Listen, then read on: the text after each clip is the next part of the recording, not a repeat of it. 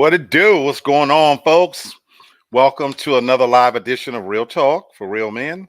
I am your host, Lee Black, and welcome to Saturday's show. We are in the midst of Mother Nature saying, fuck you sons of bitches, because it's 100 degrees out here in the A. I don't know what's going on where you at, but Mother Nature is doing some mystical type shit. She's saying, here I go, and choking motherfuckers out because it's embarrassing. It's disrespectful out there, 100 degrees. God damn. Let's talk about it before we get into this thing. I got Mick Mac in the house. This is the co-host from Memphis. Mick Mac, what's going on? I just woke up. Well, your ass. All right. Well, then you're going to be rested. That's what's up. Taking I a don't nice know. cool nap. All right. No, I was right in the middle of a REM cycle. I don't know where I am right now. I hear you. I hear you. Well, baby, well, look, I appreciate you popping in with us. So we should expect for your energy level to slowly maybe rise. We hope. We hope. All right. So yes, you get your bearings around you. We're gonna say hello to our brother from another, Mr. Kenny from the Big Texas. What's going on, partner? What's poppin', black folks? What's poppin'? Man, is it as hot as a motherfucker in Texas as it is here? Man, I saw the devil running down the street when I just came back in the house. God. Yeah, man. But I love, you know me. This brother don't bother me. Bro, I can't take it. As long as if it's 40 or 50 degrees, I'm cussing because I do not like cold weather. That ain't even cold. 40 and 50 degrees. I know that's right. That's comfortable. Yeah, I'm crying when it's that cold to me. I can't wait till we get some cooler temps, and I can't wait for winter. Jenny P, also from Memphis. What's going on, baby girl? How you doing? Thanks for popping in, Jenny checking P? us out. As always, for those of you who still haven't told somebody to tell somebody to tell somebody else, you can still subscribe to the channel on YouTube and Facebook under the title Real Talk for Real Men. And so you can check me out. And also you can find me still as part of the TFG family, because I still am up in the place on TFG tonight with Brenton Haynes every Monday, along with my brother from another up here as well. So look, if you like the content, check us out. Check us out. Check us out. For sure. Definitely do that. All right. So we're going to, let me break into what we're talking about today. You know that we've been on somewhat of a hiatus, in case you didn't know. We're kind of getting our feet back. And I was saying yesterday to the viewers who maybe pop in and catching me and finding me after been going for social media a while, the show is undergoing somewhat of an identity crisis, to be honest with you. And that's because we're figuring things out. Lots is happening in the background. As you know, life is still lifing. It don't stop, And so for the foreseeable future, we're only going to be doing shows on Saturdays. Now, that doesn't mean we're only going to do game shows.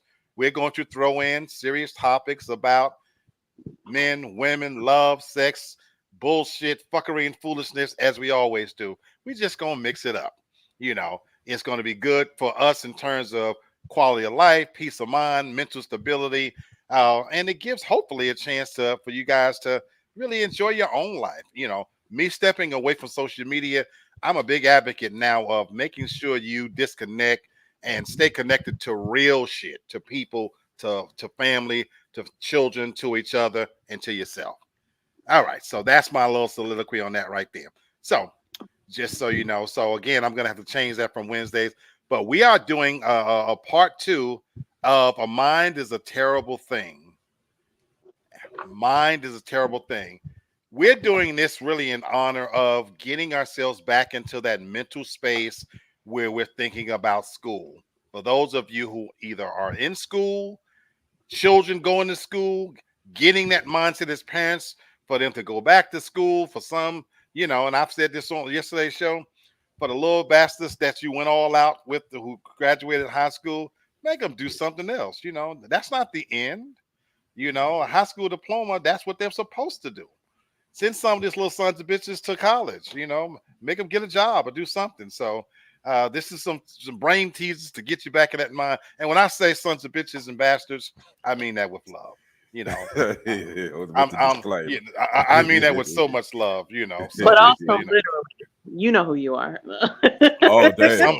Some of you are that as well. Damn. So anyway, I don't know if we're going to get any other family members on, but long as we got us three, hey, it's about to be a party. So Big Mac, why Mhm. don't you set the rules in place again and just kind of give everybody what we're doing, and we're gonna set sail and get this thing started.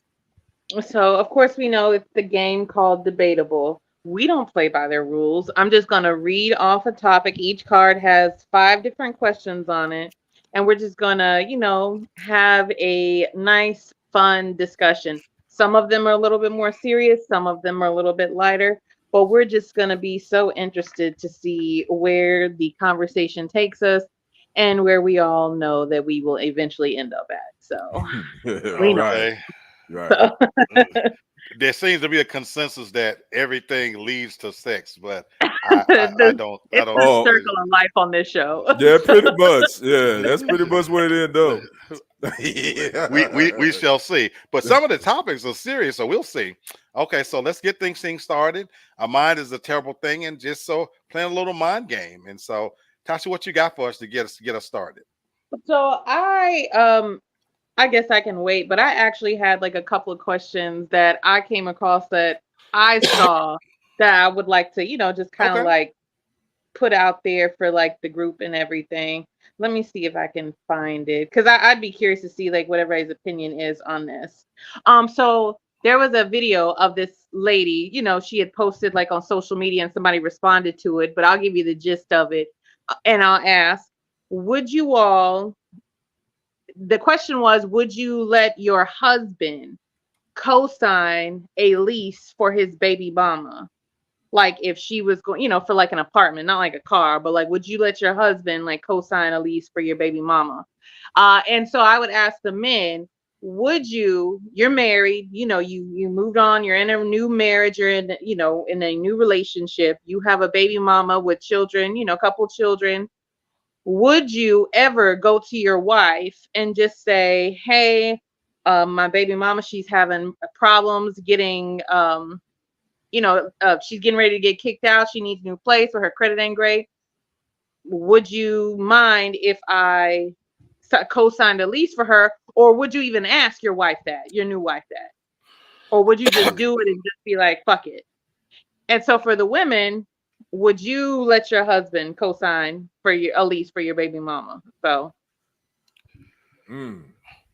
I actually just saw that post that you talking about, Tasha. yeah, Where did I see it? I want to say it was on TikTok or somewhere TikTok. where I Yeah, that's where saw I it. saw it. Okay. Would I ask my wife to co-sign if I had children by another woman? Hell no. I wouldn't ask her to do that. Okay. No. Because first of all, I'm damn sure not trying to mess up a happy home with my wife. And that could lead to some issues down the line with the mother of my children. Now, I would ask her, I would try to financially help the mother of my children as far as putting my name on a legal binding document like a lease. No, I wouldn't even ask my wife that. But you would help financially, like you would give Yeah, money, yeah, yeah, like yeah. would If you, whatever and she that'd needs, be yeah, yeah, I outside would of the do. child support, just like freely, Right, just like give yeah, money. yeah, Would you right. ask your wife first before, you gave whatever amount of money, or would you just be like, I'm No, just gonna give it? that'd be some money that's coming from that's not taken away from the house. So she will, I know that sounds sneaky, but that's how you got. That's what I was That's going to how I would say. do it. Okay. That's how I would do it. Okay. Okay. Oh, I would like to think that if children are involved, we're co-parenting in love and peace. Because that's the only thing that I've never really had a bad breakup. Now, obviously, I don't share children with someone, but I would like to believe that if I could pull it off, that we would be cool. That co-parenting thing is cool. Having said that, Kenny, you make a good point. I don't necessarily think I would put my name on a legal binding contract for something, even if it's my baby mom, because that is just going over the line. for me, I'd be okay discussing it all with my wife, my girlfriend, or whatever, saying, look, Yeah, you definitely know, discussing it. Yeah, I let's say get if it. she needed a car or whatever, look, they don't have any place to go. And so, look, I would like to help. What do you think? Get her input, blah, blah, blah, blah, blah, you know. But I would stop short, though, Tasha and Kenny, of co signing, because again, that's a whole nother ball game right there. Mhm. Would So you I don't do talk what to that. Kenny said, like as far as like financial, like would you just give the money and not really tell your wife what you're No, I giving? wouldn't. No, I wouldn't. She would have to know what's going on. Craig, how you What up, doing? CT? Okay. Yeah, for me, when I'm in a relationship, I'm in control of the finances. I know that's old school for a lot of people, on here. I check the finances constantly. I like to know what's coming and going. That don't mean that I'm partially out to my wife, but I think she has every right to know what's coming and going in that account. And so my thing is, no, I'm not going to sneak any money out. You know, I would rather we come to the decision together that this is what we're going to do. This is what we can do. So that's where Now, I'm at. now another question: Would you be willing to all three parties to sit down and talk about this Absolutely. together? You'd be cool with Absolutely. that? Okay. I would, that you say that, I wouldn't want it any other way. If Right. you're in such a Right. dire situation that you need help, Yeah. we got to put our what am I trying to say? Pride on the back burner, Mhm. and so that this is always going to be open. Yeah, hey, look, hey, sweetheart. So yeah, come on over. Let's sit and talk about it. So this is what we can do to help. I always feel like when it comes to matters like that, I'm almost going to bend over backwards to let the baby mother know that she's in control. You know what I'm saying? Yeah. That you're Yeah. going to respect that You this go is respect her. You go respect who's my running wife shit. first and foremost. Yeah. I mean, I get that. you know what I'm saying? Right. Right. I just feel like that's part of my responsibilities as a husband, as a I agree. I boyfriend, definitely agree to with be able that. to say, well, look, so because you ain't gonna never be able to come back around and use that over my head. What you don't know is he was giving me money. No, bitch, she was knew when I was giving your ass money. Right. Yeah. That's true. I agree with You you know on that. Yeah. where you stand on this, McMac? Where would you be? Oh, I'm looking at you already. Where would you Oh be on yeah, this? as the wife, how would you feel? I already Wow. know. I probably already know your response, but I want to hear from you. No, you're not co-signing Yeah, anything for her. You're not. Okay. You're not co-signing, and you're not giving her additional money. No, we will take the children. She needs to take whatever she needs to do and go and get herself together. Oh Okay. wow. Okay. Not dish out anything additional. And if I find out that you dish out anything additional, well, guess what? You and your baby mama get back together, because then I'm filing for divorce. Don't I do ain't that. mad at her. I'm not mad at her. And that's why I said I would discuss it with my wife. What's going Wow. on, Mr. TFG What himself, up? real What estate up, Lamb? insider, So Lamb? He said that's absurd. so you're saying, Tasha, that you would rather you say, hey, until you get She would yourself help the together, kids. we'll take the kids. We'll take the You children, because the way I okay? see it is, the Okay. obligation that he has to you is only to the children. He has no obligation to make sure that you're okay, that your Wow. livelihood is okay. His obligation is to his children. I ain't even mad at her take. Mm. I'm not mad at her take. But The real that estate insider says he wouldn't even entertain it. that's also why But I don't date men with children. but let me Because a but lot of them think that, well, I got to make sure that the mom is straight and then my kids will be Okay. good. Then you but need to keep that Okay. crazy in house. Y'all Okay. shouldn't have broke up. Stay but together. but what if the co-parenting is cool? What if they co-parent? It's not That's any issues. I mean, you still don't. You can co-parent all you want to. Your obligation, our marital Mm-hmm. hmm income, funds, and everything. My obligation is to you.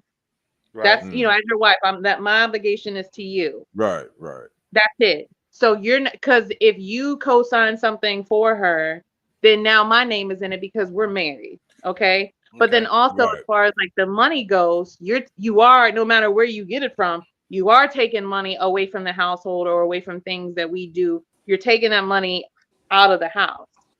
I agree. What's up, So sis? How What you up, doing? Sherry? Well, hi Hey, everybody. you Hi know hi, what? Tasha. Sherry. Hey, Sherry, how you doing? You know, Tasha, I get what you're saying, and I think this is a conversation that a lot of times people don't have when they get Mhm. with They or marry definitely don't have someone it. with children, because there's some other things that could pop up, like this situation right now.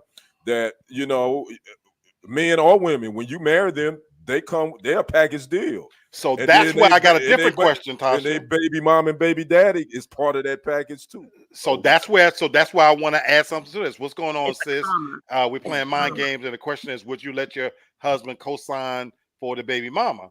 So Tasha, what Kenny just said, whether we like it or not, when you marry somebody, you are marrying into that person's family too. You're connected to them.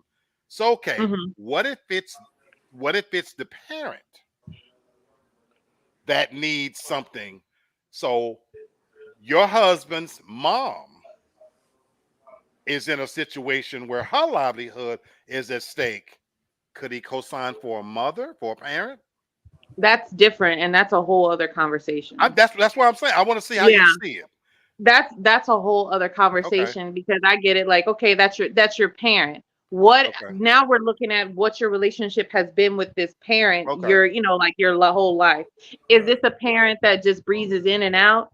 Is this a parent that I've seen that manipulates you, Hmm. that only comes to you when they need need something? something. Is Hmm. it a form of control that parent exerts over you? Let's for these purposes, let's say that you married him. He has a great relationship with someone, because again, my objection is to the co-sign part. I'm all for helping. Would you be okay with your husband co-signing for even if it's a mother, car, house? For his mom,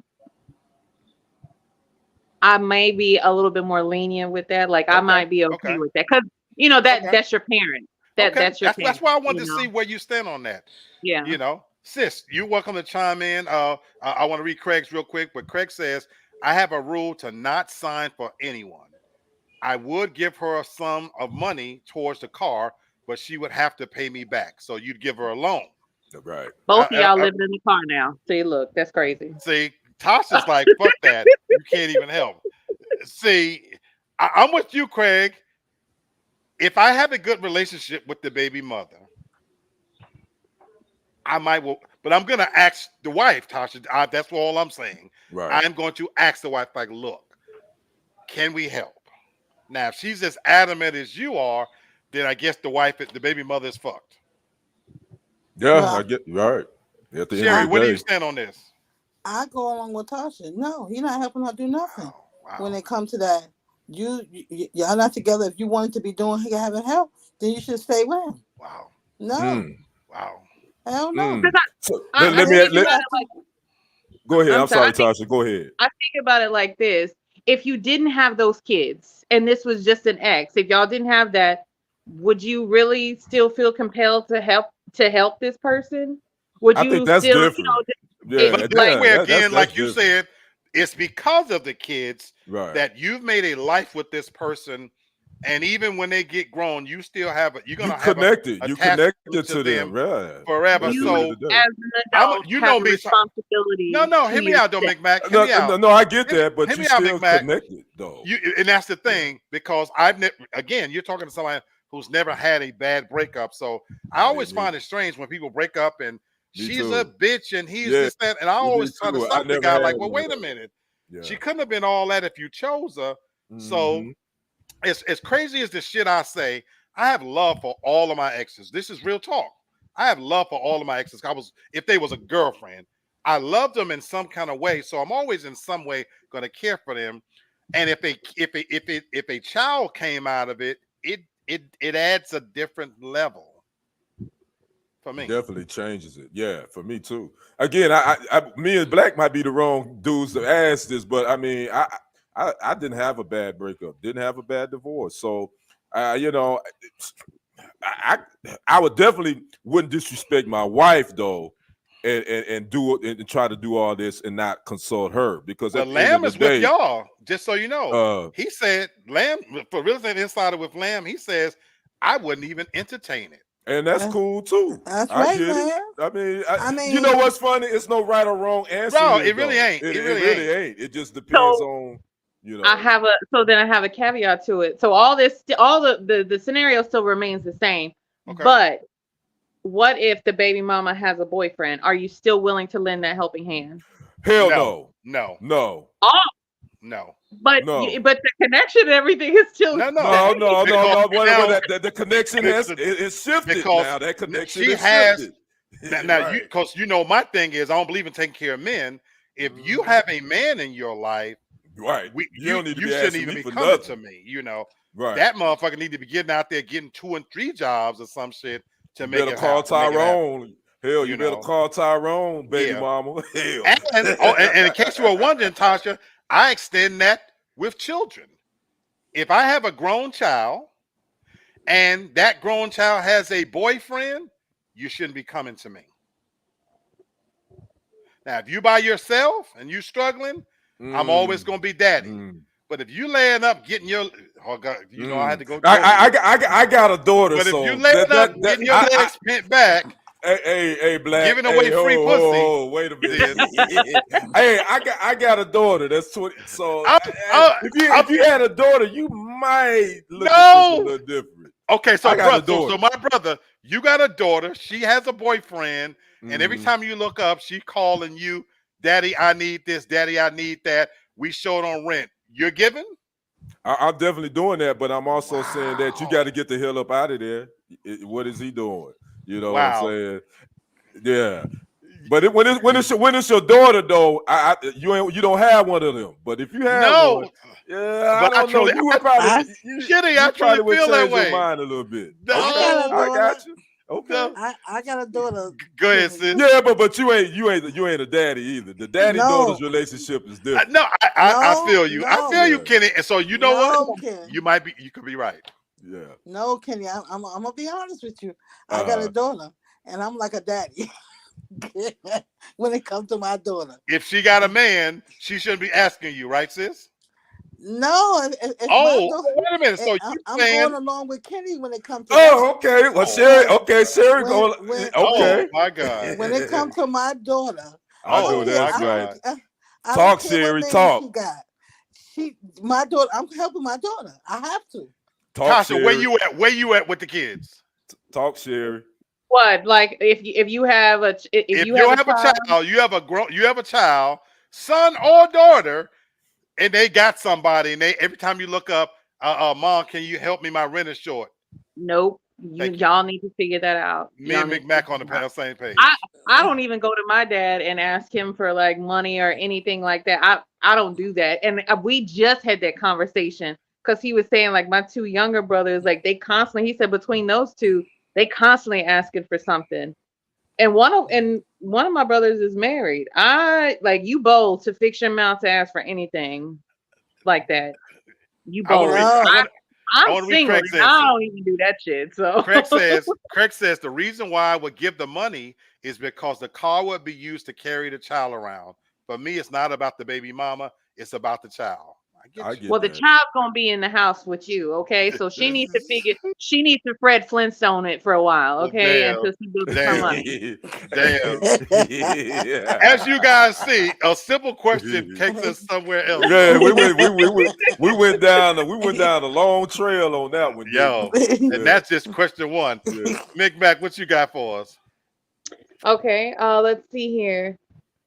Let's see. Ooh, this is a good one. I thought this was interesting. Is peer pressure only negative? In my experience, I would say yes, but I don't think that's the absolute. I think most of the time we think of peer pressure, we think of it in our younger years, in our teens and 20s. And I think most of the time it leans toward the negative side. I think most of the time. Peer pressure only negative. Ooh, this is gonna be a good one here. This is a good one. Yeah. It is. I don't think so. I'm with Kenny. Normally it's negative, but I have seen situation where it had been positive, where like even peers have said, No. You go on to your class, go to school. Mhm. So I seen it both ways. Okay. Okay. You want me to go before you, McMac? Yeah, go ahead. I definitely don't think it's only negative. Um, I think it's a useful tool even to be positive. I think about the movie Boys in the Hood. Do you Mhm. remember when in the movie Boys in the Hood and they was having a party for Doughboy? What did the mother say, Trey? She tapped him on the shoulder. Remember the scene? She say, "Talk to him, Trey. Maybe some of Mhm. what you got Yeah, will right, rub off on him." right. Yeah. When me and Sherry was 11 and 12 years old, my mom converted to Jehovah's Witness. And the one scripture that was drilled into us to no end, bad association spoils useful habits. That scripture was drilled into us. And it always stuck in the sense that I think if you're around good people, it can rub off on you. It can inspire you, Mhm, mhm. because the other saying we grew up in a house was birds of a feather. Feather flock If together. right, Right. so if you run Mhm. with a bad crowd, I think you increase the chances of it running off on you. But I'm sitting here telling you as a nerd, I ran with a pack of nerds. So for us, we pushed each other to be better, to be smarter. There was an internal competition amongst us all the time of who going to Brooklyn Tech, who going to Bronx Science. Oh, what did you get on this test? This, that, and the other. I think peer pressure, it gets a bad rap because of the word pressure. But I think it can be a good thing. And right now, uh, uh, Jenny right here on the show, she's putting her son in school. She says he's got cold feet. If you set your child up and you've tried to pour into them all of the things you can, hopefully you try to also encourage them as much as you can to be around friends that have qualities and morals that you will want to see in your child, because maybe your child isn't a leader, maybe they are a follower. So I think that's a good thing, to me. Yeah, brother. Because when I convinced you to go on to a party with me, you got beat before me. So that was a really good thing. And so again, bad peer pressure, because she was that one. The irony is she was that one person that could get me to go against the rules. Mm. I want to read it before you get to your answer, Tasha. Craig Mhm. says, fathers and daughters have a special bond. Daddy is always helping, just like mothers will help their sons. Facts. I agree. That's Craig, I true. agree with you. I bow to that wisdom because I've seen it with my own eyes. Mothers and daughters, and I mean mothers and sons, and fathers and daughters. So Kenny, I bow to your wisdom on that one, brother. I really do. The real estate insider says, I think the pressure part makes it negative. Feels like Mhm. it's against the will of someone. I agree. Yeah, I I agree. agree. And Marlon, I guess he heard my take. He said, I agree. Appreciate you, my brother. But it's the word pressure. What do you say, Tasha? It's not. I think it just depends on the situation. And for Kenny, it follows you all the way through adulthood. It's not just it can happen at Not work, me. whether True. like Not True. jobs me. and everything. Not It me. can, okay, well, even for people But I get who you what you're saying. who are She's just right. starting out, Mhm. like Yep. Yep. building families. There's a pressure to get married. He's There's a right. pressure to Yeah, She's start a right. true, family. She's true. There's right. a well, this friend, like they're pregnant. They're pregnant. When are we He's gonna right. get pregnant? He's So True. right. you have like Yeah. your family's pressure from that too. I think it just depends on the situation. You are right, in the sense that it can be positive, because of your association and surrounding yourself with successful people, will make you, hopefully lead to you to be more successful or to obtain some of those better habits. But so I don't think it's always negative. Yeah, I agree. And man, you gave some good examples.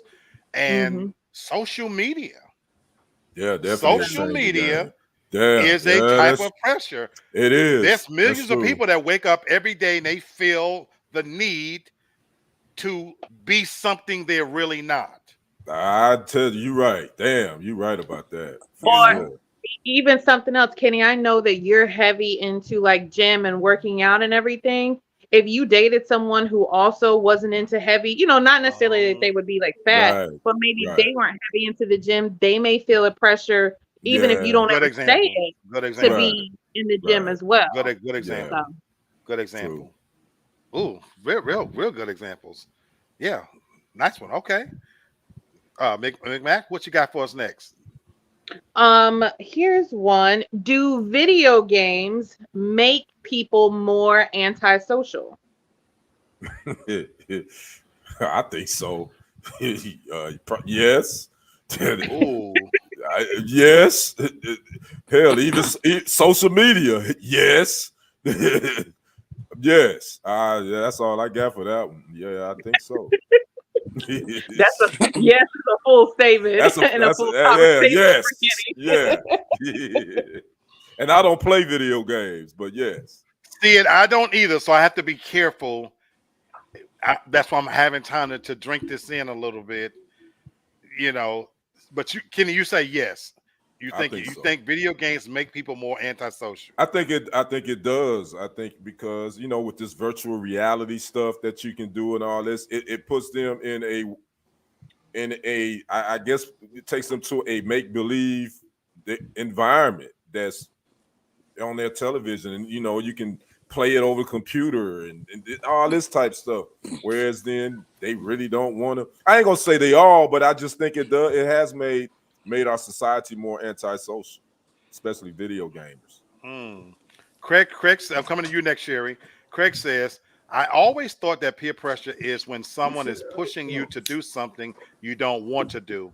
I see it as negative. So Mm. I agree. I think it gets that rap, Craig, that is always thought of as negative, but it may not be. Craig says, okay, Craig What's that says, audio? that was Tony talking in the background. Craig Oh, says okay. there's a difference between peer pressure and encouragement. Mhm. I think you can. I think you can make that argument. You There know, is, but there's Right. certain, like but what I was saying about yeah, like the whole, and for women specifically, like in college and everything, when you hit a certain age in college, you do have some of those family members, or even at the family reunions of like, when are you gonna get married? When are you yeah, gonna start? Or when you are married, when are you gonna start a family? Or your friends, like I said, your friends you maybe have a great friend group, and some of them begin their families. So maybe your significant other is like, well, when are we gonna do that? I do. That's I still a do think, pressure. and I think it comes from your peers. I think it Yeah. is pressure, but I don't think it's always negative.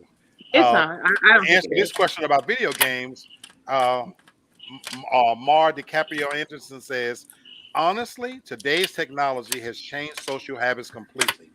Most people don't know how to actually hold a conversation or even in person network anymore. I agree with you 1000%. Mhm. Having said that, on its surface, it's easy to blame video games for antisocial behavior. But the more I thought about this, what about those children who are naturally introverts? And you're right, Marlon, because of growing up with technology, they don't have good socially developed skills. Maybe they haven't grown up with any siblings. And now here's video games. And I think about those games like Call of Duty, which allows that young person now to interact with somebody in a whole nother state, another country, even. And you see this normally quiet kid, and I've seen this with my own eyes. And then they're upstairs or in another room, and they're just carrying on like, is this the same person? Because when the game goes off, this same person, this same young person, has the personality of a rock. That's my and that's what I'm saying. Yeah, But that's you turn on that game, then they and right. it allows them to socialize. And so again, I don't know if the video game we can blame for it. I think like anything else, used in moderation. If that becomes that person's only avenue to socialize, yes. But to Marlon's point, technology has changed the whole game. And this is where I put the responsibility on the parents. If you stuff a computer in a kid's hand from 4 or 5 years old, and every time they need babysitting, here's this tablet and this, that, and other, and you're not helping to develop that kid's social skills because you're not interacting with other children, you're not taking them to parks, you're not exposing them to museums, you're contributing to that antisocial behavior, in my opinion. I will say this, Black. I will agree with you. I don't want to. I don't want us to, the people that's watching this, to say that we blaming video games, because there has been studies in the shown that video games have helped certain students become better in their social skills. They use Elderly, video even the games, elderly. even the elderly, yeah, for certain things, Yeah. for certain health issues. So again, it's not blaming video games, but I think the access to it has made it so much easier for people to not, instead of like I agree. DiCaprio Anderson saying, holding a regular conversation I with agree. someone outside I of the agree. video game world, it's easier for them to do it I agree. that way. So that's my point. I agree. Sherry and Tasha, where you stand on this one? I think you summed it up pretty well. The way I was going to go, I was going to say I don't think it's necessarily antisocial behavior, so to speak. I think that over time people have just adapted to socializing in a different way. And a video game, generally, when they have on the headsets and they're interacting, they would consider most of the time that those people are their friends, in those Yep. groups that they do play those games. Yep. It's just that they have that foundation of something that they like, that topic that they, that brings them together is the game. And of course it can go like in different places. I mean, now you see like where people have been playing those online games for years, and they finally, like, have you seen the videos where they finally get to meet the person from across the Yeah, world right. that they Yeah, played yeah. with? Right. And it's like Wow. that bond is so, like, you can tell Wow. like I they're haven't just seen that. so excited to meet each other because they have been communicating only Right. without really seeing each other, but like by the headset, by the chat and everything. So I think it's just a different way to I socialize. do. I And do. it's easy to say antisocial, but it's just different. It's different. Yeah. And Craig, that's why you're making the same point I think I was trying to make. You said on the other end of that, Black, most kids play video games online with others, so it can build some social skills as well. And that's why I was giving an example. I know kids right now that don't say a word. They step in a room and they're introverts, very quiet, and then an hour later, you can hear that same kid. I'm talking about, it's not the same person even. Oh man, you did this and that. No, this not. And you're like, oh wow, they really do talk. They really do interact, but they just do it in their own way. Sherry, go ahead. I'm sorry. No, I agree with everything all you guys said. It just depends on the person. Yeah. Yeah, Mar DiCaprio. I'll share this with you, man. When video games first came out, so I'm an old man, Mar's he's a young dude. And when video games first came out, I'm 14 years old, and Atari 2600 and this, that. Yeah. We And looked at television. video games different than they do today. Video games back then was something you played when you couldn't go outside. If it was raining That's and true. you couldn't go outside, it was almost like, well, damn. Well, I It guess was something. It was something to I'll, do. I guess Yeah, I'll that's play all this it was. game. Yep, that's But what it for was. us, that wasn't the first choice. When you got up Right. back then, you hit the door and you didn't come back in till you had to, And even when I, as a teenager, spent the night, we played video games once we couldn't go out anymore for that night. Whereas somewhere it became what it is now. But for us, video games and even arcade games, that was on your way home from school. You stopped in the arcade, you blew $1, Right. playing Pac-Man or Popeye or something. But it wasn't like it is now. Craig says, I think young people don't have any face-to-face social skills. They don't. They don't. They don't. They don't. And schools are not encouraging it. Okay, I'm telling my age here. Back in our day in school, even in grade school, we had little dances where boys was interacting with girls, and when Valentine's Day would come around, you were encouraged to go give her a Valentine and this, that, and the other. But you just don't see even it encouraged anymore. We live in a different world where it's just different. So they're not being taught these social skills at home, at school, in the church, or anywhere. All right. All right, McMac, what you got? So I have another question here. So I was watching an episode of George Lopez, and this kind of made me think based off of something that happened. So I'm just gonna ask you this: what would you do if your partner, husband, wife, significant other, boyfriend, girlfriend, your significant other? What would you do if your significant other's uh, sibling, best friend, or your in-law kissed you? How would you react? Like, would you tell your significant other? Would you tell them immediately? Would you tell them eventually? Would you never tell them? Like, what would you do? Mm, what would you do? Kennard, real quick, says dealing with idiots makes people antisocial. That definitely, Hello. Thank you. that definitely does that contribute is to true, it, Kennard. That is me. That definitely contributes to it. Okay, so what would you do if a significant other, sibling, best friend kissed you? Yes. So, for men, like if you're married or if you're dating Right. someone seriously, Right. your sister-in-law or her sister kissed you. Right.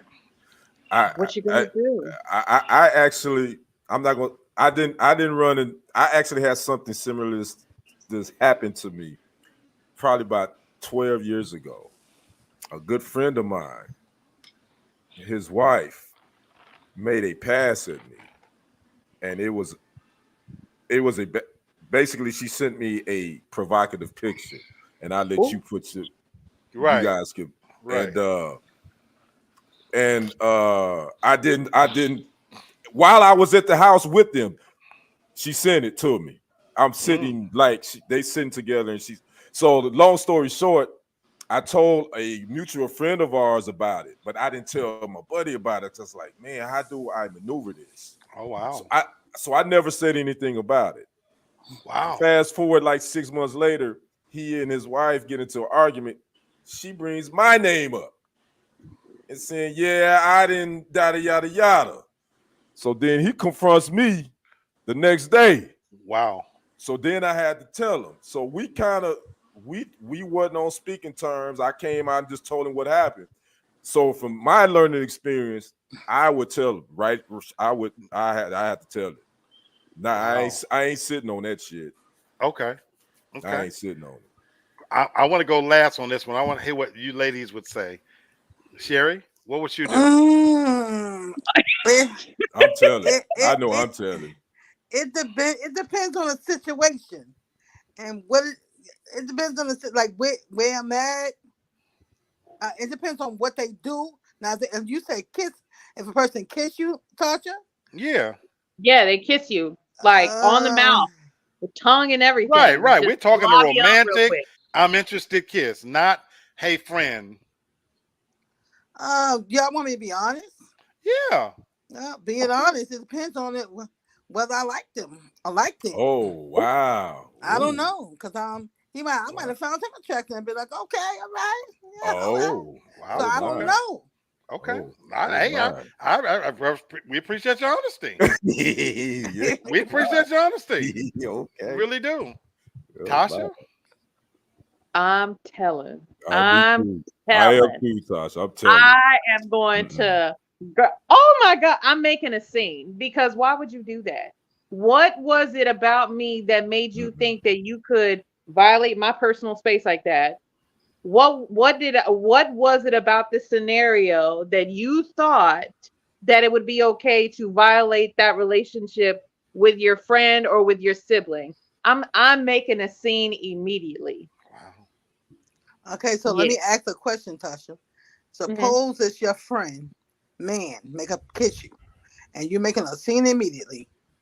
And suppose your friend say, "Why would you say something like that?" my boyfriend would, or my husband would never do that. Why would you? Me and you can't be friends, and she going on you and thinking it's you that just you hating. That I'm hating. There That's you. is slobber on me. Like my thing is you can feel.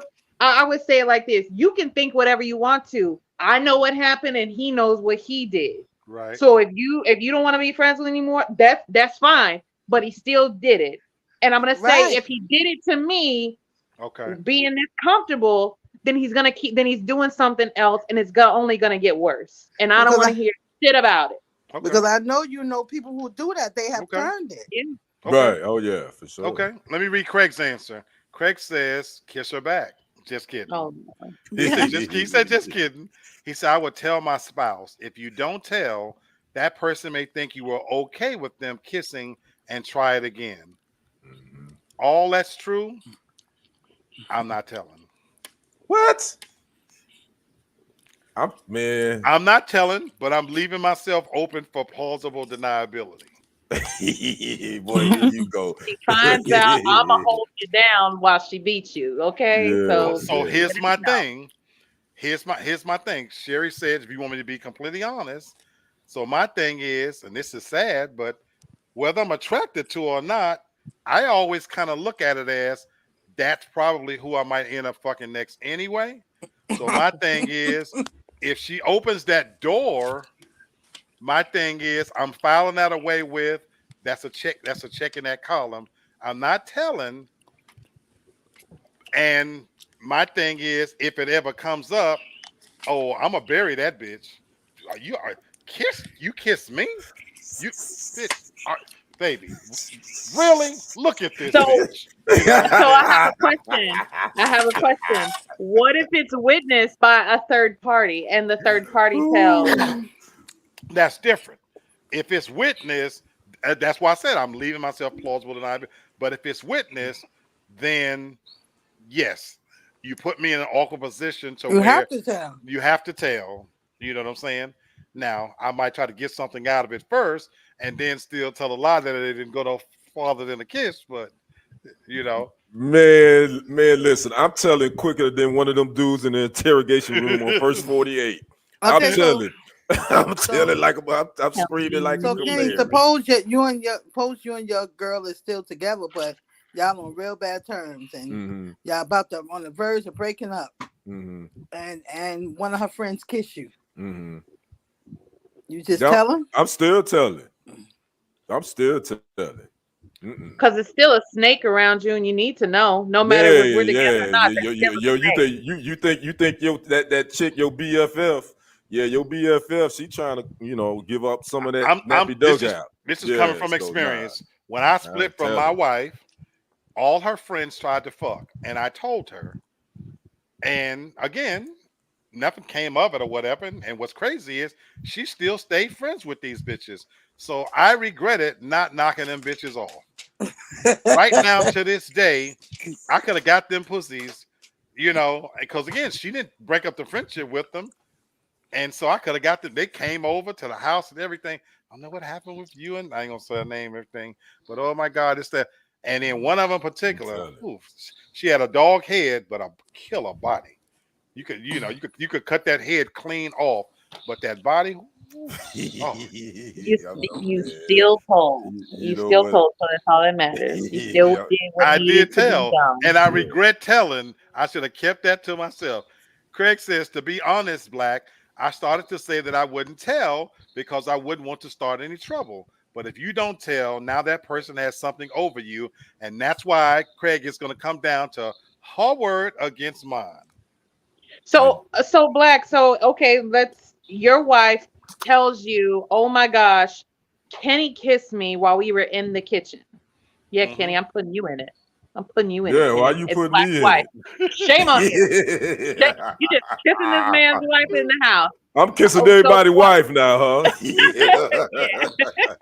What? So what would you do? It's your wife now. Oh, I'm expecting her to tell, and if she don't tell, she getting strangled. What? Now wait a minute. Okay. I'm just telling you the truth. I'm just telling you. You asked, well, what I do, But what I expect my wife to do, if he look at you the wrong way, bitch, you better be telling. Well, I think he kind of holler that because again, otherwise we're gonna have some problems. Well, what if she has the same thing as you? Like, I'm filing it away. Plausible This is why deniability. I've You always picked filed somebody that's very different from me. I pick those women that their morals is up here. They don't smoke, they don't drink. Because you can't be like me and be with me. Kenny, same question to you. You find out, your wife comes to you and says, "Black kiss me," just in the kitchen. Yeah. Well, I'm glad she told me, but then me and Black gonna have it's gonna be some furniture moving. So Oh. we're gonna have some issues. That's right. That's right. That's right. My thing is, if she don't tell me, then we got an issue. Exactly. If she don't tell me, true story. Well, you I ain't came gonna know if she true tell you story. I not. came home. but a lot of times, what's done in the dark come out True. in the So light this anyway. is a true story. I eventually. came home one day and my wife said, my best friend at the time, Price came by here, say came by here when, blah blah blah. And you wasn't there? Oh I no, wasn't you home. don't do that. You don't do that. I shit. found Price and I was like, hey man, what's going on? I hear you stopped by the house. Well, you knew I wasn't there. Why did you ring the doorbell when you didn't see my car? Right. Oh man, I said, look, so let me tell you plain. If you ever come by my house and you don't see my car, don't keep stop. going. Yeah. I told him, I said, I agree don't play with that. that. No, man, we don't. And we do never that. had any more problem. So I love that she told, and then I was able to, as Bonnie Fife say, nip it in the bud. I was getting ready to say the same thing. Because you ain't gonna be sitting around. Don't be waiting in the yard for me. None of that. That is not cool. Nope. That is not cool. And I don't do it with my friends. Me either. Never have, never will. If I was visiting Kenny and he having a cookout and he say, hey, bro, I'm Gary, run to the store. I'm jumping in the car with Kenny. Already. You're not even going to leave me at home with your wife. Right. I'm so serious about that. I don't care how good of friends we are or whatnot. My thing is the time it'll take for me to ride with you. Yeah, man, I ride with you. No big deal. I'm with you. Because I don't even want to be in that position. Yep. I don't put myself in that position. Understood. Big Mac, we got another one. Yeah, but that's a serious thing. It's a serious thing, yes. Okay, here's one. This one is a little bit heavier, but should doctor-assisted suicides be legal? Ooh, damn. Yeah, we done got heavy. Sorry. We can't keep talking about fucking, Kenny. Get your mind out the gutter, okay? Well, you gotta know it's been a long time since I didn't smashed. I didn't jumped up and down on somebody's daughter. It's been a minute. You stupid. Oh wow! Should doctor-assisted suicides be legal? Legal. I let somebody. Let me think about that. Oh, that's this one's easy. This one's easy. Is easy for you? This one is easy for me. Where do you stand? Where you stand on it? I say, to me, yes. And here's my thing. I say if somebody comes to you and they have decided for whatever reason, for their medical reasons, that they already know that they're going to die. They don't want to go through the end stages. They don't want to go through the extreme pain or to see themselves in such a light, and they're still in their good mind and they're making that agreement. I think it should be legal, because the other side of that is you're leaving them up to do it by themselves, because if that thought has already crossed their mind, you're leaving it up to them to make that decision by themselves, to where they may decide to do it in their own home, which can be way more traumatizing, if somebody with family just stumbling across them after they've already made that decision. Whereas if you do it in a medically controlled environment, or even if it is just at your own home, when it's a controlled environment, it may not be the decision that you want. And yes, it may go against your religious beliefs, but if that person is in their sound mind and it's what they want, let them make that decision for themselves. And you know what, Tasha, I was going to ask you, because you said something key there, in their sound mind. So who determines if they are in their sound mind to make a decision like that? Who So determines that? I obviously wouldn't suggest like somebody who, is deeply ill or has been deeply ill and is at the end, already at the end, heavily Right, medicated. But if right. this is somebody that finds out like in their, like they get that diagnosis, like in the hospital or something, or they get the diagnosis like at the hospital, like this is what you are diagnosed with. I think you should have My that. question then was, for your view, does this only apply to those who are dealing with a medical condition? What if it's simply depression and I don't want to be here anymore? That to me requires a okay. That to me requires a little bit more because I get, I get the depression part of it. Hmm. I think that would require a little bit more like like where you need to be talking to like a psychologist or whatever, and then Hmm. they determine like, look, with but still like with a medical opinion, like, look, they're gonna do it anyway.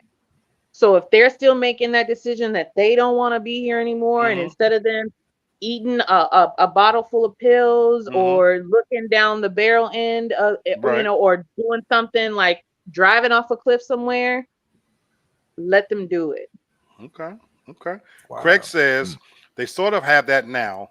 Families give permission to pull the plug all the time. Outside of that, for religious reasons, I say it shouldn't be legal. But Craig, that's a little. When you say pull the plug, now you're talking about on life support when you say that. So I think that's a little bit different than someone taking their Yeah. own life. Right. But Suicide is taking their own life, and this is a difficult one for me to say. I mean, because on the flip side of that, technically the doctor could be looked at as an accessory to a murder Mm. in the legal aspect of it. But that's why I asked Tasha, when you say in their right mind, that who determines if that person Hmm. decides that they want to, what's the determination of this person knowingly doing this with their right faculties? So Okay. do we, is there a, I mean, where's the fine line drawn? I don't know, man. I don't know where I stand on this, because Okay. this is a difficult, it's a touchy subject. I don't know. Sherry, where you stand? that's what I was going with what Kenny was saying. I don't think it should be legal because at the end of the day, you're still a murderer, just like a person on death row. These people kill these people and they do heinous crimes, but they are murderer themselves because you're Mm. killing all these people. I have to look at it like that because at the end of the day, you don't give life, so you don't get to take it. That's for God's. I don't think so. Mm. I don't think we use death row nearly as enough as we need to. Okay, because I Well, know I got they friends. did. Okay, I Yeah, got you So going fucking so through it. so Tasha's You know, opening the door. yeah, that's funny, Tasha, because Tasha's Texas opening the just door rolled to down on this it is on this that is death. Tasha want to kill some no. motherfuckers. Wait, so this is where I'm with Kenny. This is not it's not an easy question to answer, because on the one hand, Tasha just ended where I think a life should be for a life. Hmm. I am pro death penalty, and I don't think it gets used enough. I'm against people who with every fiber that they're guilty, they've committed plus like some of the worst murders, but they get to live out their life watching TV, eating full meals. So I'm all for killing that son of a bitch, lighting his ass up, and not even doing it in a medically way. If you want to thank be you. honest with you, my thing is Put them take on the some firing take line, take yeah, some like they acid, did. take a broomstick and dip it in acid and shove it up his ass. If you ask Oh me, my. Thank you. See, so Oh you're a my. heinous murderer. yeah, See, I think if you rape kids and kill old people and this, that, and other, I don't want you laying calmly getting a needle. I don't even want No, you hanging. I want your motherfucking fingers chopped off one by one. I want your kneecapped. I want a flaming hot broomstick stuck up your ass. You that's know, right. I want your tongue cut out. I want pain. And I Having don't said want it that, planned, scheduled either. It should be random. I want you to be so I'm terrified, like I'm what I'm you did I'm to those I'm with people in Tasha. their last moment. I'm with Tasha. Having said that, so now we get to suicides. This is not easy because I can't overlook my religious views that I have a problem with anybody playing God.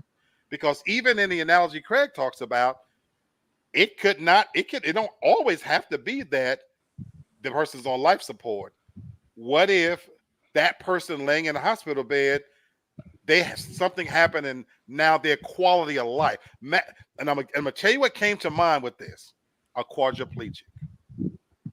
Imagine getting in a situation, Kenny, where now I'm a quadriplegic. I can live, but what I want to live the rest of my life out like that. So do I give my family permission on the front end that, look, if you ever find me in this situation, I would just rather die, because I don't want to be just a fucking head, a living head walking around here. And somebody, now my family watching them for all them years, washing me, bathing me, this, that, and the other. But again, how selfish is that? So that's why this is definitely not, I don't have an answer. I don't have the answer for this one. I really don't. This is tough. Yeah, it's tough. I don't know. But I agree with what Tasha says, and in many ways, that if you have sound mind and you have a terminal illness and it's only going to get worse, for somebody in their sound mind to say, let me get my affairs in order, and in a sound medical way, clinical way, I'm ready. I get that. I agree with that. And again, as long as the sound mind has been, that's Kenny. You make the right point. Been putting down measuring like this what that person sound made this, mind is. They made this decision and they made this with all their faculties in place. So I get it. I can rock with that. Answer that, Tasha. That's too tough. Okay, so you neither one of y'all will feel like a murderer. If you're doing it to yourself, it's assisted suicide. You're talking about if you gave me the job to kill murderers, I'd gladly take the job as an executioner. Thank you. I would do it free. Okay. Oh, then y'all saw like Robin Harris, the late great Robin Harris. I don't know if y'all heard that comedian routine. I remember what he always said. Gotta go. That's what he said. Right. That's what he said. Right. I put a plug on my off day. He say I put a plug on my off day. I've always felt that way. Okay. I'm truly against somebody getting to live out their days on death row for years. I worked in a maximum security prison as a correctional officer briefly with death row inmates. I got to tell you, folks, these motherfuckers eat better than we do. Mm-hmm. Yeah, they do. Right. Yeah, because why did I think it's Sherry, to answer your question. No, I would not feel like a murderer. No, I wouldn't. Because why is it okay for you to get to decide and it get to be scheduled and it get to be planned? Yep. You get to get all your affairs in order. Yep. You get to have whatever you want for your last meal. You get to have your last meal. It gets scheduled. It gets planned. You can have people invited there, but the lives that you took, they weren't afforded those. You just snuffed We have an overcrowding problem in prisons because we're housing people who have committed some of the most heinous crimes. Absolutely. If you get 30 years or more, boom, that's a lifetime, dead immediately. Why are we wasting money on housing you? You get full medical. You get you get meals and everything. It's the truth. You still get to live a life. But you know what, Tasha? I agree with you, but there's a little caveat to there, because in the last 25 to 30 years, there's a lot of men that was on death row that they finally came back and did DNA, and that they found out that they now that part is true. Murder.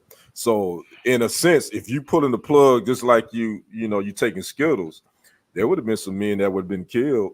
And they weren't really guilty. I mean, innocent people die every day. It's just I get it, but that's why you have to. So you say there's casualties in war. I get that, but I think you have to dot your I's and cross your T's when you're talking about death row and killing people. You got to make sure that everything. And that's why I'm referring to the ones that right. we I know what you're talking without about. any doubt. Yeah, but I'm saying, I'm putting an asterisk there is because everybody that's on death row ain't. And since we bringing up war, if you don't want to pull the plug on these motherfuckers, that's who need to be going to Right, Afghanistan. Thank you. right. That's Thank true. That's you. true too. You That's you true. you Yeah, shouldn't get a choice, that's true. motherfucker. Here's a You get ready to get uniform and a rifle. get your ass in Front of the this line. green. Get your ass this AK. This AK. You Yeah. want to have an AK? I Yeah. got you one. Take your ass on Yeah, over here. crazy. There I you mean, go. I get it. I Yeah. feel like that about rapists. The big You're fucking right. plane is Right. going, and my Child thing molesters too, is, Cherry. when that green Yeah. light come on, jump, motherfucker. Cause Go out there and fight. Exactly. let me tell you, If you something can, happened to my daughter yesterday. I'm still not feeling good about it. She at work. She's on her lunch period. She walking on lunchtime to a little store that she walks to, and she in Queens. And a guy is walking up close behind her, masturbating in his pants. And Whoa. he gets almost up on her, and she see a guy. She walks up to the guy and say, hi, hello. And the guy say hi, and looking at her strange, and she backs up into the guy and stand right next to him. The guy is so close to him, he walks right past and said, "Oh, you fat ass." And then the white lady comes up and say to my daughter, Cherish, I like she didn't say Cherish, but she said, my young lady, I seen what happened, because they seeing him and he's walking away still masturbating, Wow. walking down the street. How is this connected to suicides and stuff? No, this ain't got. I was saying. I said just that is how I feel about rapists. She was Oh, talking okay, about rape. That's why I yeah, said that. okay, Right. yeah. Look, yeah. You talking about suicide? Yeah, I'm like shit. That's New York. That's fucking crazy New Yorkers. But that make me feel that's crazy. He should be dead. Because if I was there, yeah. There's some I don't know. some sickos out there, man. What's our next one, Mac? okay, let's see here. Let me see. Let me find a good one. Hold on. Oh, should parents be punished for their underage children's crimes? That's a hot topic. God, dog. Ooh, wee. Should parents be punished for their underage children's indiscretions? Crime. Crimes. Crime. And I don't mean up. stealing somebody's dollar out their piggy bank. I'm talking about a crime. When you say crimes, define like felonies.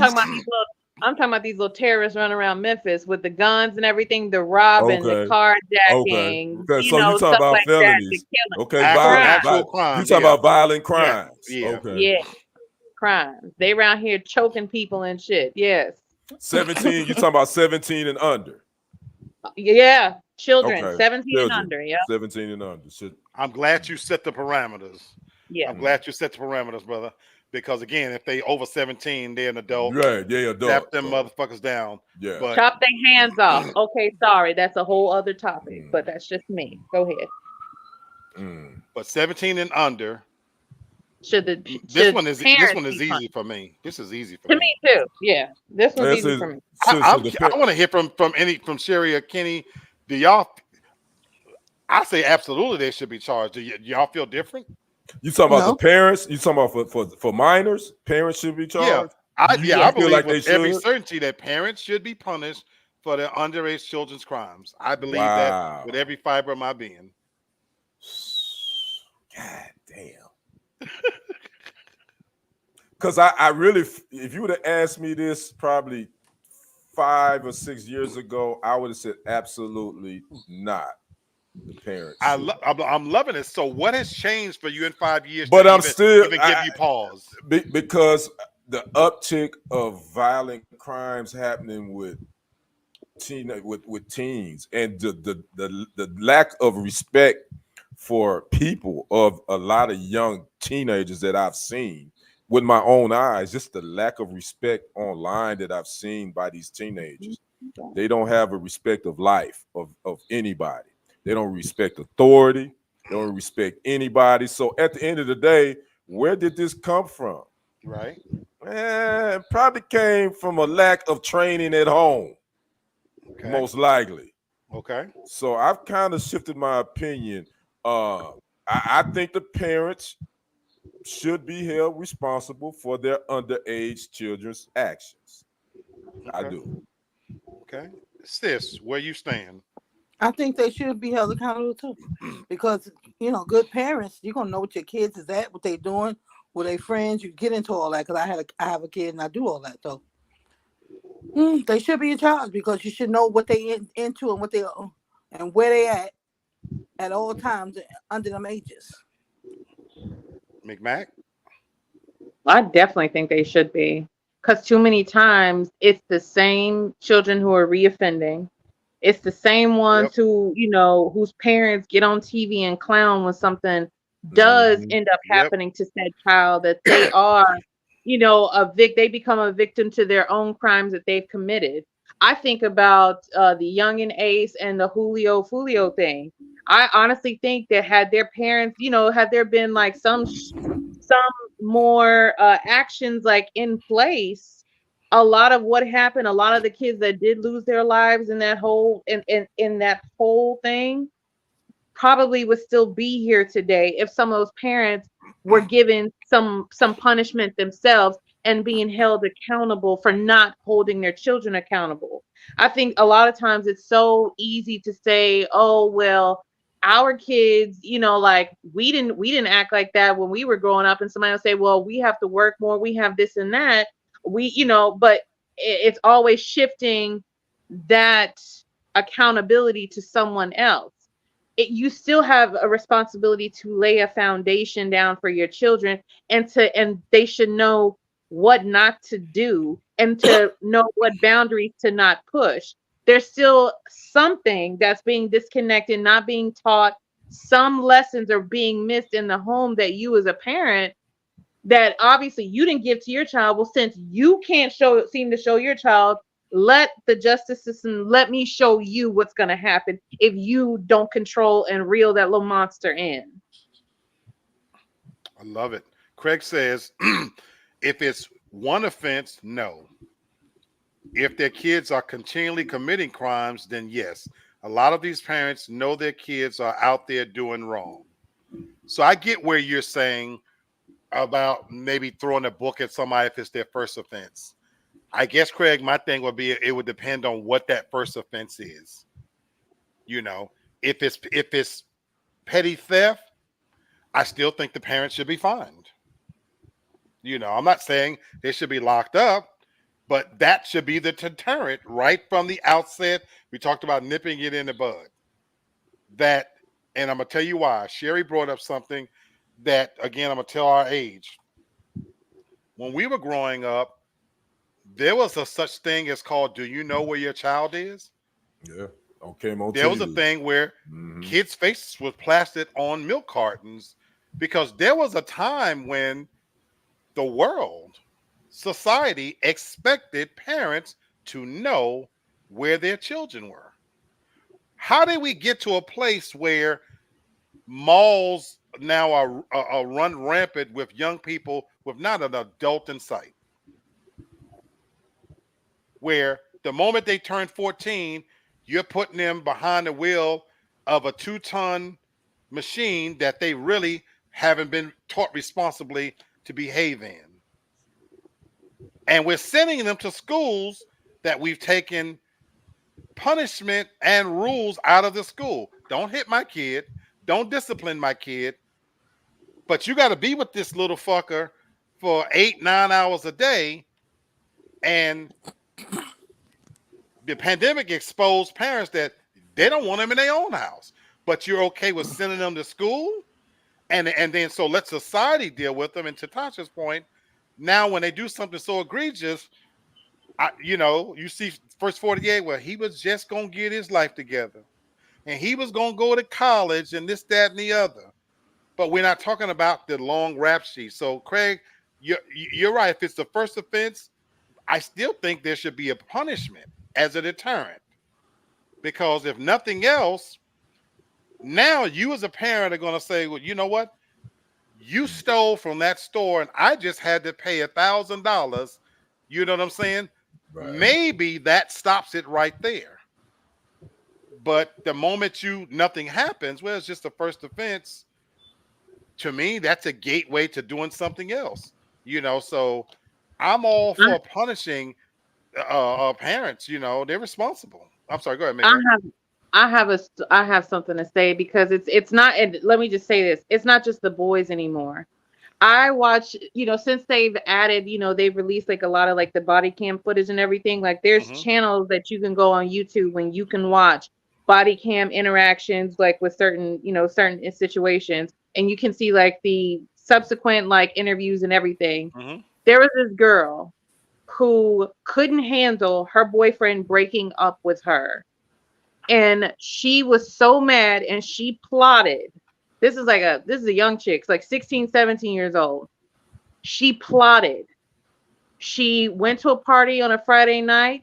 Her ex was there with his best friend. They were, good videos. Like you could see them all over social media. They were enjoying themselves. She said that she was going to drive them home. Her boyfriend and his best friend and her, they were going to drive her home. She was going to drive them home for the night. This bitch drove at such a high rate of speed. They're in the car with her, not saying anything, no argument or nothing. She drove at like over 100 miles an hour into a fucking building I and mean, I, killed I the saw I best saw that. friend, Yep, I saw and that. she killed her ex-boyfriend.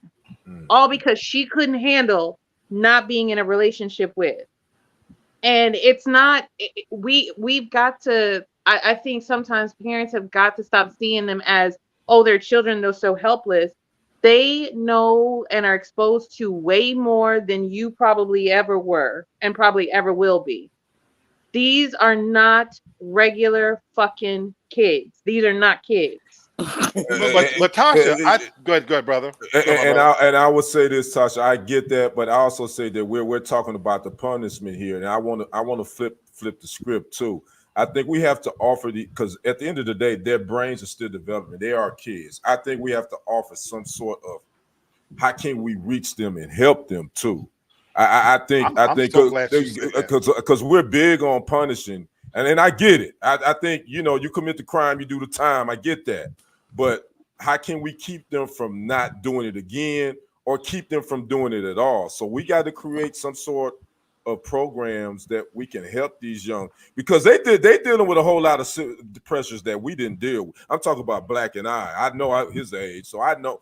And yeah, Tasha, you and Sherry, but I'm just saying they're dealing with a whole lot more pressures, and I'm not making any excuses. I'm just saying we got to find a solution. Again, we know what the problem is. We sit here talking, let me but we get in got to here. find a Let me solution. get in here. So, And it's going to go hand in hand with what Craig says. Craig said to play devil's advocate, if a parent is trying to curb their children's bad behavior, but he or she is unsuccessful, should she be punished? And Yes. and Craig, my answer is still yes. And I'm gonna tie it in with what you said, Kenny. I'm so sick of the narrative that these kids somehow are dealing with pressures that supersedes what we had to deal with. It's a different pressure, yes. I'm not discounting that, but they have so many more advantages that it balances it out, in my opinion, as well. Good point. Because what we've done, we've swung the pendulum from left to right and forgot about the middle. Because I get where if somebody want to say, well, I'm not going to beat my kid the way we got beat. I'm all for that. Right. I'm not advocating getting beat with extension cords and broom handles and stuff. Right. But what Right. they've done is they said, well, I'm not going to hit them at all. And I have a problem with that because fundamentally the Bible says that if you spoil a rod, you spoil a child. My thing is, it should never maybe get to beating with a belt if you just paddle them on their behind when they're little. But if punishment in your household as a parent is go to your room, but in the kid's room, they have a 55-inch flat screen TV, a tablet, an iPhone, and records, and they can do whatever they want. And you're never peeking in to see what they're reading, what they're studying. Where's the punishment? On top of that, we've taken the ability to even correct children. Kenny, you talked about the disrespect that these kids have. So if you're not fundamentally teaching your kid from when they knee high to a pup that when grown folks are talking, you be quiet, or that any adult should be able to reprimand you if they're telling you something right, Right. But what we are teaching them is that you only have to listen to me. Yeah. That in my house, that Mhm. you can't talk to my kid and this, that, and the other. Yeah. So, Craig, to answer your question, yeah, I still think the onus is on the parent, because how are you trying to curb their behavior when you got serial killer kids and parents all of a sudden, well, I didn't know that he had a manifesto. How the fuck are you not knowing? Hey, and parents buying them guns. You, You know what I'm saying? so Yeah. so Yeah. again, Come I'm on. only saying we Yeah. swung the pendulum so Yeah. far to where, yeah, these young people have some pressures, but we're also not teaching them how to cope with simple as being Yeah. called names. That's true. You know what I'm saying? Because That's me true. and Sherry growing up together, we were taught sticks and stones. And if somebody talk about your mama, you talk about their mama back. You don't write a manifesto and decide I'm gonna shoot the whole damn school up because I don't want to go to school. Oh, and I know parents right now, well, baby, you ain't got to go every time your tummy hurts. See, we had to go to school. Wasn't no you didn't get to lay on your candy ass and watch cartoons all day. School was your only responsibility. But we had this conversation, we have it on all time. How can you expect them to be learning anything when they don't go 2 weeks straight in school? They alpha in service day, out service day, this day and that day. They don't carry books anymore. They don't go to libraries anymore, folks. And to your point, Kenny, they're not being taught to respect adults. So when you see these young people walking around, Craig, how are we curbing their bad behavior when the punishment is time out and gentle parenting and all this other shit that we're trying?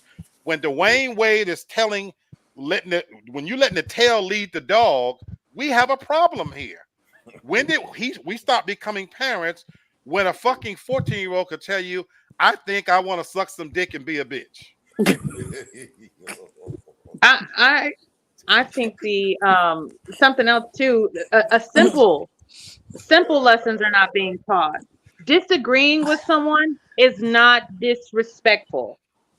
That just because somebody said something that you disagree with, or they said something that made everybody laugh at your expense, that is not a reason to fight somebody. It's not a reason to put your hands on somebody. I was taught the same thing. You don't put your hands on anybody, but if somebody puts their hands on you, you have full reign to defend Right. yourself. Absolutely. But Absolutely. I'm rubber, you're glue. Okay, it doesn't. Absolutely. It doesn't matter what Absolutely. somebody says. I think about too, like right now, the big issue, the hot topic is the banning of cell phones in school, and parents are just equally as outraged as the kids are, because they're like, well, what if you need to reach them? Why do you need to reach a 12-year-old in the middle of the day? Do they pay your bills? Are Good they point. doing your work? You should be Good at point. work. They should be at school. Good Why? point. Go old school. You Good call the point. office. I need to leave a message for so and so. They need to meet me here. Good old-fashioned best Dude, practices. you already talking. I was a substitute teacher, so I damn sure know them damn cell phones. Them damn kids don't need no cell phones in school No. at all. We've gotten away from Leave good them at home. old-fashioned best practices. They don't need no cell And phone. so, yeah, kids have pressures today, but you think my older brothers and sisters didn't have pressures when they had to walk to school? Yeah. By the time me and Sherry came along, we had a bus. I visited Mississippi and I saw the distance from where my siblings' house was to the school. And you think that wasn't hard? Winter, summer, spring, fall, they got to get out there and walk to fucking school. And again, have household chore responsibilities. So how is it these kids are walking around? They don't go to libraries. Half of them, their reading is below their standard, but they have a fucking computer in their hand, and they'll turn around and ask you a question. Now, if you ask, what is Blueface doing? They can run that down to you left and right. Oh, yep. But what's the other rap chick name? The nasty rap chick name? I don't. Yeah, you ask some fuckery and foolishness. Dirty Red, they got or that whatever knowledge right in hand. Ask these motherfuckers how many is in a mile. Monster in a year. How many Shit. Month something in a year gets simple, them you know? sometime. Yeah. You know? And so don't tell me about how hard they have it. You get up and you're raised in a home now where they don't know what a rotary phone is. They don't carry books. The TV stay on all night long.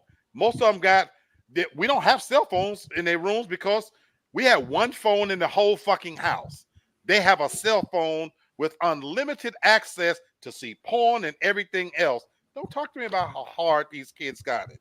These candy ass kids ain't got it all. These motherfuckers, the reason why they feet and head and shit is big, they eat cereal because we provide this shit for these little motherfuckers where they can snack on pizzas and cereal and shit.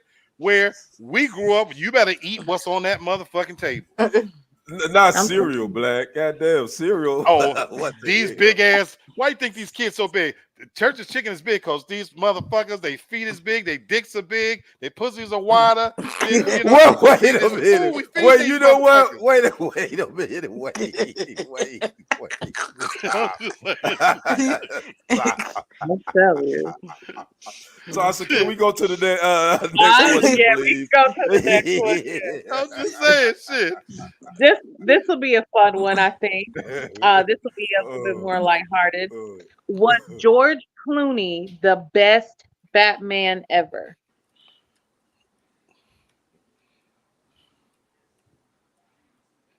Was George I'll let y'all Clooney? talk about that.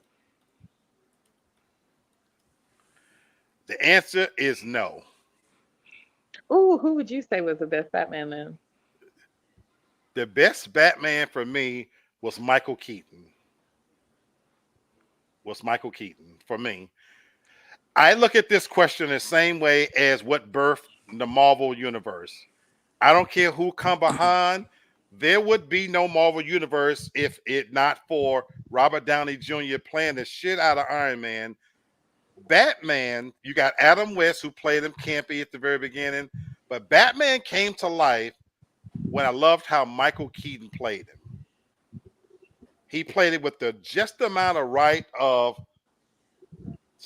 snarkiness, violence, and aristocracy.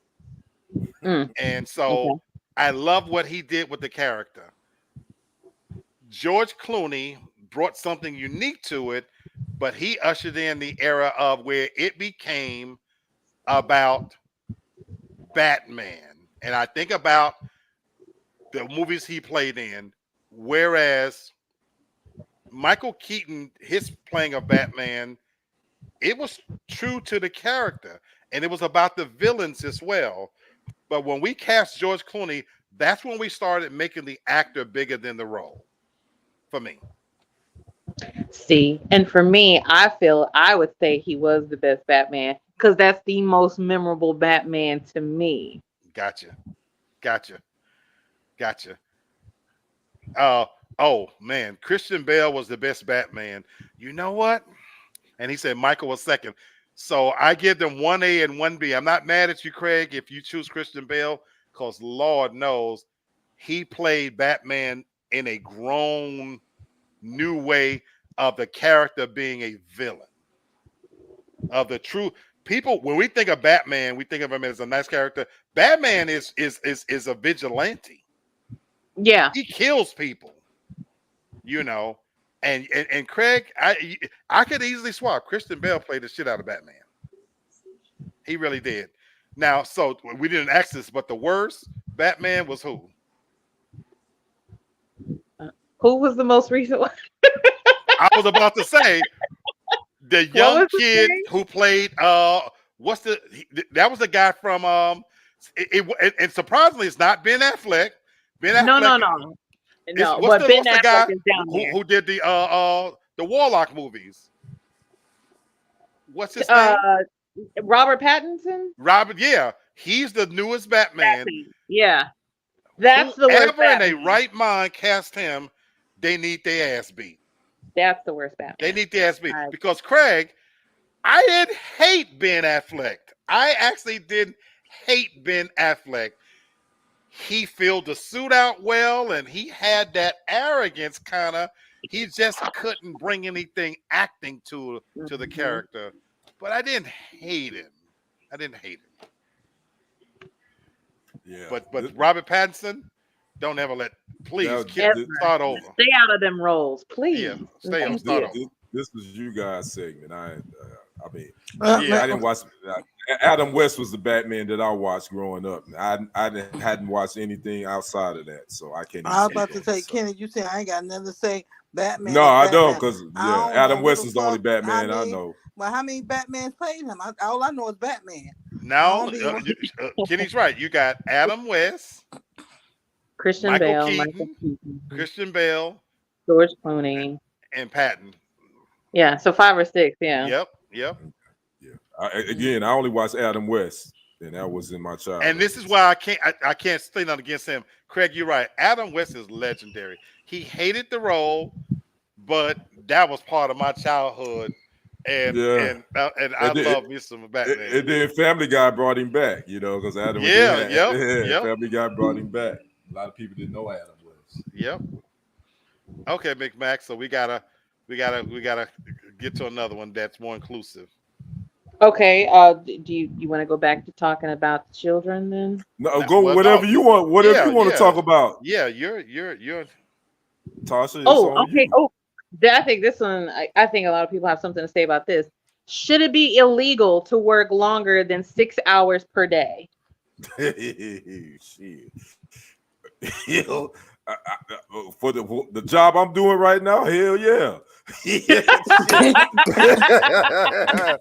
Goddamn, because the goddamn 4 hours of I work damn near, I feel like I didn't work 10. If y'all don't know what I'm doing, I'm working at FedEx. You say 8 hours or 6 hours? 6 hours. Should it be 6 illegal hours. to work more than 6 hours a day? Yes, ma'am. For me, shit, cut that shit down to 2. It's done. Get up out of there. Longer than 6 hours. Yeah. I won't say it should be illegal. I wish we would go to a 4-day work week. Bingo, me too. So I've been saying that. So I'm not going to stretch for illegal at 6 hours. I'm okay with an 8-hour day. I'd be okay with a 10-hour day if it was 4 days. 4 days. I agree. I'm with you. Know. I agree with you on that. And I'm gonna go a step further, McMack. So I'm not advocating we work less hours, because I think some people would take advantage of that. You know how we hear the expression, "There's not enough hours in a day." Mm-hmm. I do my job, and that's because there is what's the word I'm looking for? There is a pride or whatever that's built into me to do the job. But I think we've spawned generations where people are built to fuck off anyway. And in this new workplace environment, I don't think they work. They're skilled at wasting time anyway. And just like kids going to school, really don't do anything. You know how a typical work week, I can only speak to my work environment, my experiences. You know how a typical work week starts on a Monday with people skilled at bullshitting around from the very beginning.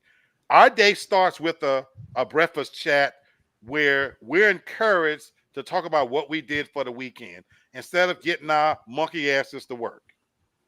Because what happens from that chat is, even when the Zoom is over, in the background, you got people still talking about what they did over the weekend and let me share my pictures. And so no real work doesn't start until 11 o'clock.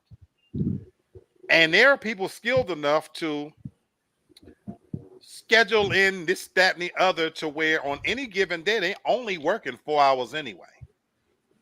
So I think if we went to 6 hours, I think we may be encouraging even more slacking off, and the true work gonna fall to those handful of people who actually fucking work. I kind of agree with you, Black. I would rather go to a 4-day work week, working 10-hour shifts, being off Friday, off Saturday, Sunday, Monday. working I Tuesday think through Friday. I think the whole weekend we need to address Because the Mondays is just like you just said. Mondays is really a bunch of bullshit. it's a bunch of bullshit. So don't even work on Mondays. Just let's do Tuesday through Friday. I would be okay with that, but taking one day out of there because we don't get a true weekend. Tasha and I talk about this all the time. We got off work yesterday and we text each other like we were exhausted. I went to sleep so early last night. Right. You don't get a true I was weekend. exhausted. Monday through Friday. Right. And so to count Friday as a weekend. Now, when we were young, you just didn't give a shit. You wasn't gonna go to sleep regardless. You was gonna stay up and kick it anyway and party. I got by on 4 hours of sleep, but my body won't let me do that anymore. Craig says I'd settle for people going back to 9 to 5, a true 9 to 5. Jobs today want half of your day. But you know what, Craig? I get it, but most jobs aren't.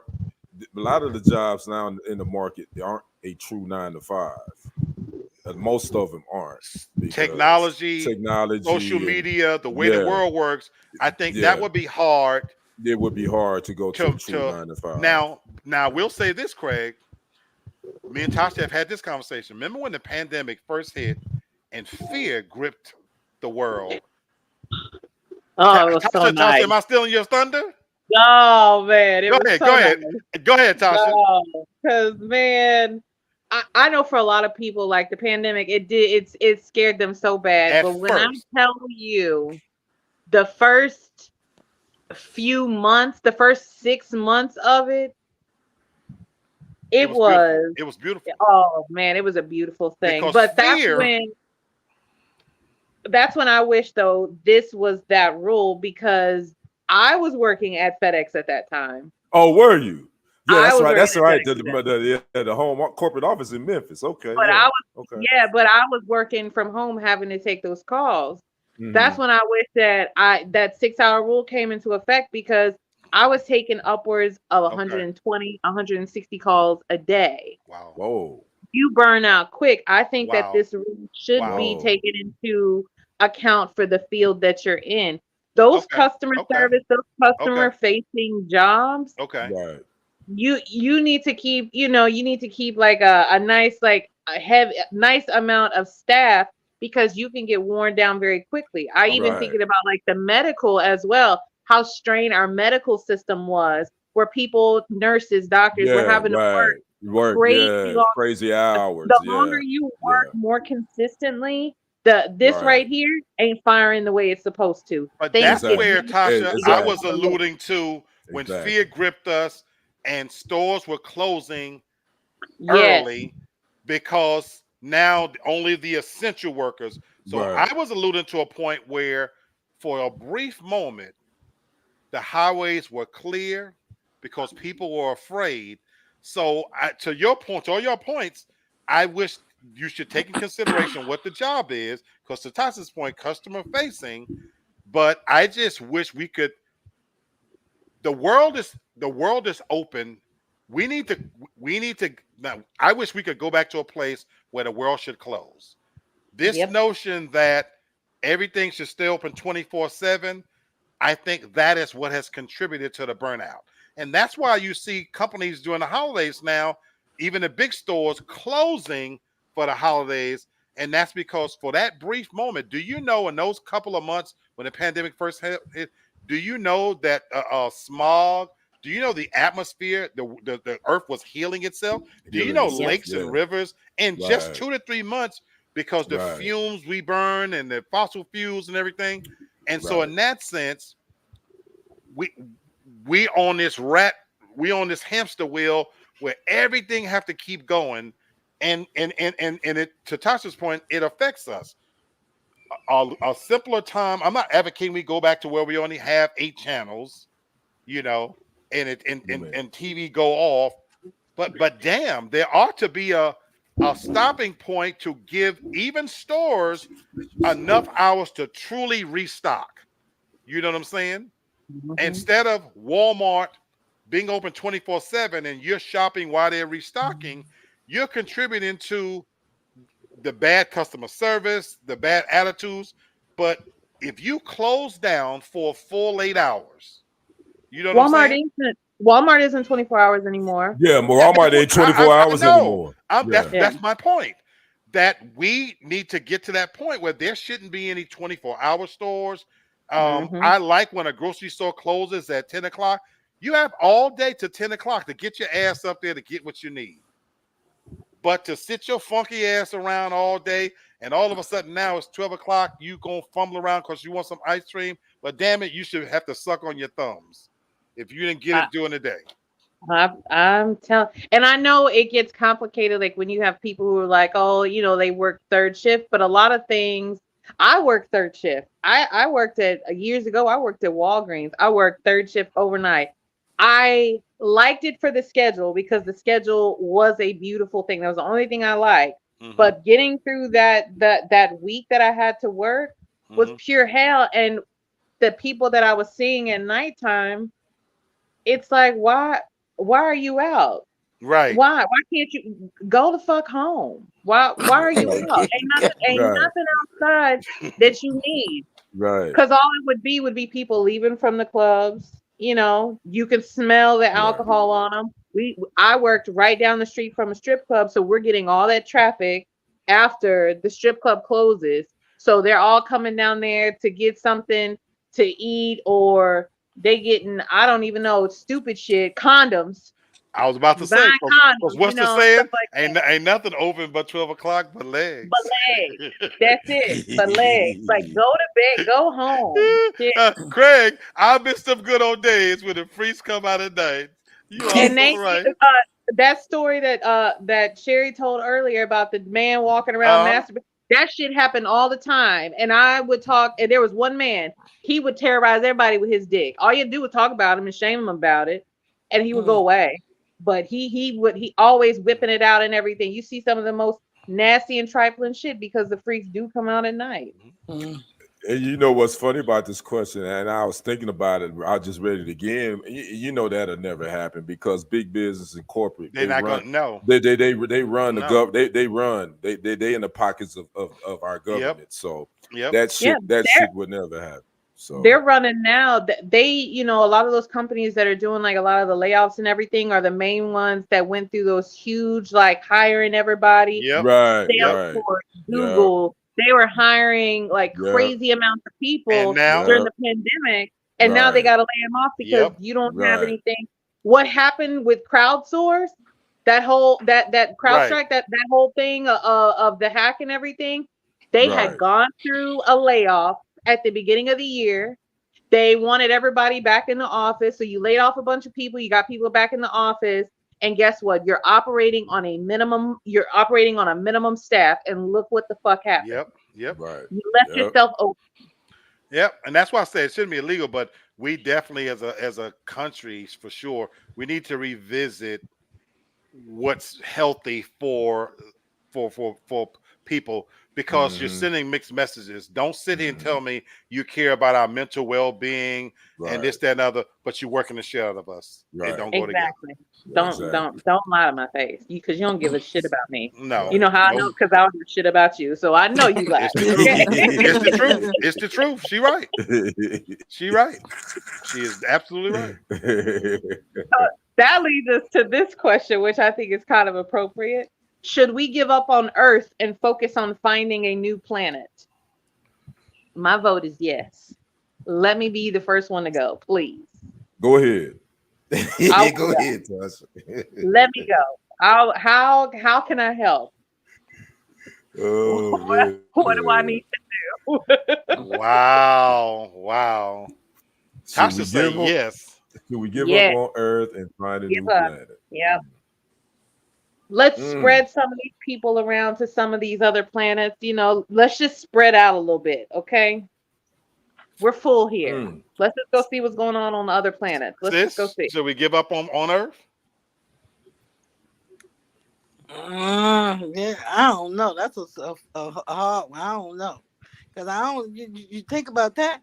You get on another planet, but you might be seeing some UFO motherfuckers. I don't know if they dealing with. Don't threaten me with a good time, okay? Damn. I don't know. Seriously, I ain't fuck with no UFO people. Yeah. Cause you see them up here, they talking about they had a alien sighting in the mall. Motherfuckers is running out of there. I don't know. I don't know about that. Don't get us on Cisco's. I believe. Anyway. I ain't gonna go down that rabbit hole. What you say, brother Kenny? Should we give up on Earth? Whoo, it's getting close to that point, man. But you know what? Just like a good brother, let's not give up just yet, man. Let's figure out how we can fix the ish that we done broke. You know how a lot of times you broke your mama's dinner table, and she said, "Boy, you done broke my God." We done broke the dinner table 15 million times on this planet. Let's figure out how we can fix this shit. How can we fix Earth? Some of the shit we were just talking about with these work weeks. You were just talking about it, Brother Black, about when the pandemic hit. You wasn't having these fossil fuels and all this out on the roads where Earth was somewhat healing itself. We just got to figure out a different way of doing things. We can still, Earth is still all right. We just got to figure out how to fix the people that's living on this motherfucker. See, that's the biggest thing. I'm where Kenny's at, Tasha, even though you make a valid point, but I ain't even gonna give you my religious answer. I'm gonna give you my science fiction answer because I am a Trekkie. James T. Kirk in the motherfucker. There you go. Boy, Captain James T. Kirk. Yeah, boy. But I'm gonna answer it from that perspective. I don't think we should give up, but we need to overhaul how we treat the Earth. And rather than having some of the same fucked up people now searching on other planets to go up there, fucking with them and fucking their world up, my thing is you shouldn't get to fuck up this house, and then now that you done fucked up the garbage disposal, got holes in the wall, the shower ain't working right, you done fucked up the central heating system. Now you get to go to a new house. Nope. Right. Stay your black ass right here. We need to fix this first.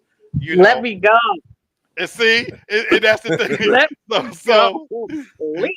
No, we need to fix here, and there needs to be some sweeping changes. And I'm even on a serious note. Again, this is my science fiction answer. If there are 8 billion people on the planet, to me, sometimes we make things more complicated than it will be. If there's 8 billion people on the planet, but some of the richest people on Earth, right now, the richest man on Earth, his net worth is $165 billion. Let that sink in. One person, his net worth is $165 billion with a B, and there is 8 billion people on Earth. Simple math tells us if he gave every living soul on the planet $1 billion, it's a drop in the bucket to him. And I bring that up to say this. Why are we still dealing with underdeveloped countries that don't have good drinking water, this, that, and the other? The inequity is I have a problem with it. And so you got one man building spaceships now trying to go to Mars, but the moment we really get into that, they're going to monetize that. I'm a fat fucker dealing with diabetes and high blood pressure and whatnot, but I can't consistently get my Manjaro on time because bitches who want to be skinny are taking the medicine from people who really need it. We can go to the moon, but gonorrhea and syphilis is making another resurgence. I'm bringing all of this up to say where we put our time and effort and priorities into it doesn't make sense for the planet. And so as long as we keep having people who are prioritizing greed over lives, we should have to live on this fucking planet until God says bye-bye. Well, let me go, okay? I'll go by myself. I'll be a one-woman search party. Do you hear me? Okay. Craig got a good suggestion. He said, "Let's stay on Earth and send a knucklehead somewhere else." No, I'm trying to go away myself. Tasha Okay. said she want to get the fuck Let away. me go. Okay. I don't want to be here no more. So let me go. I hope we discover, because we know way more about space than we do about the oceans.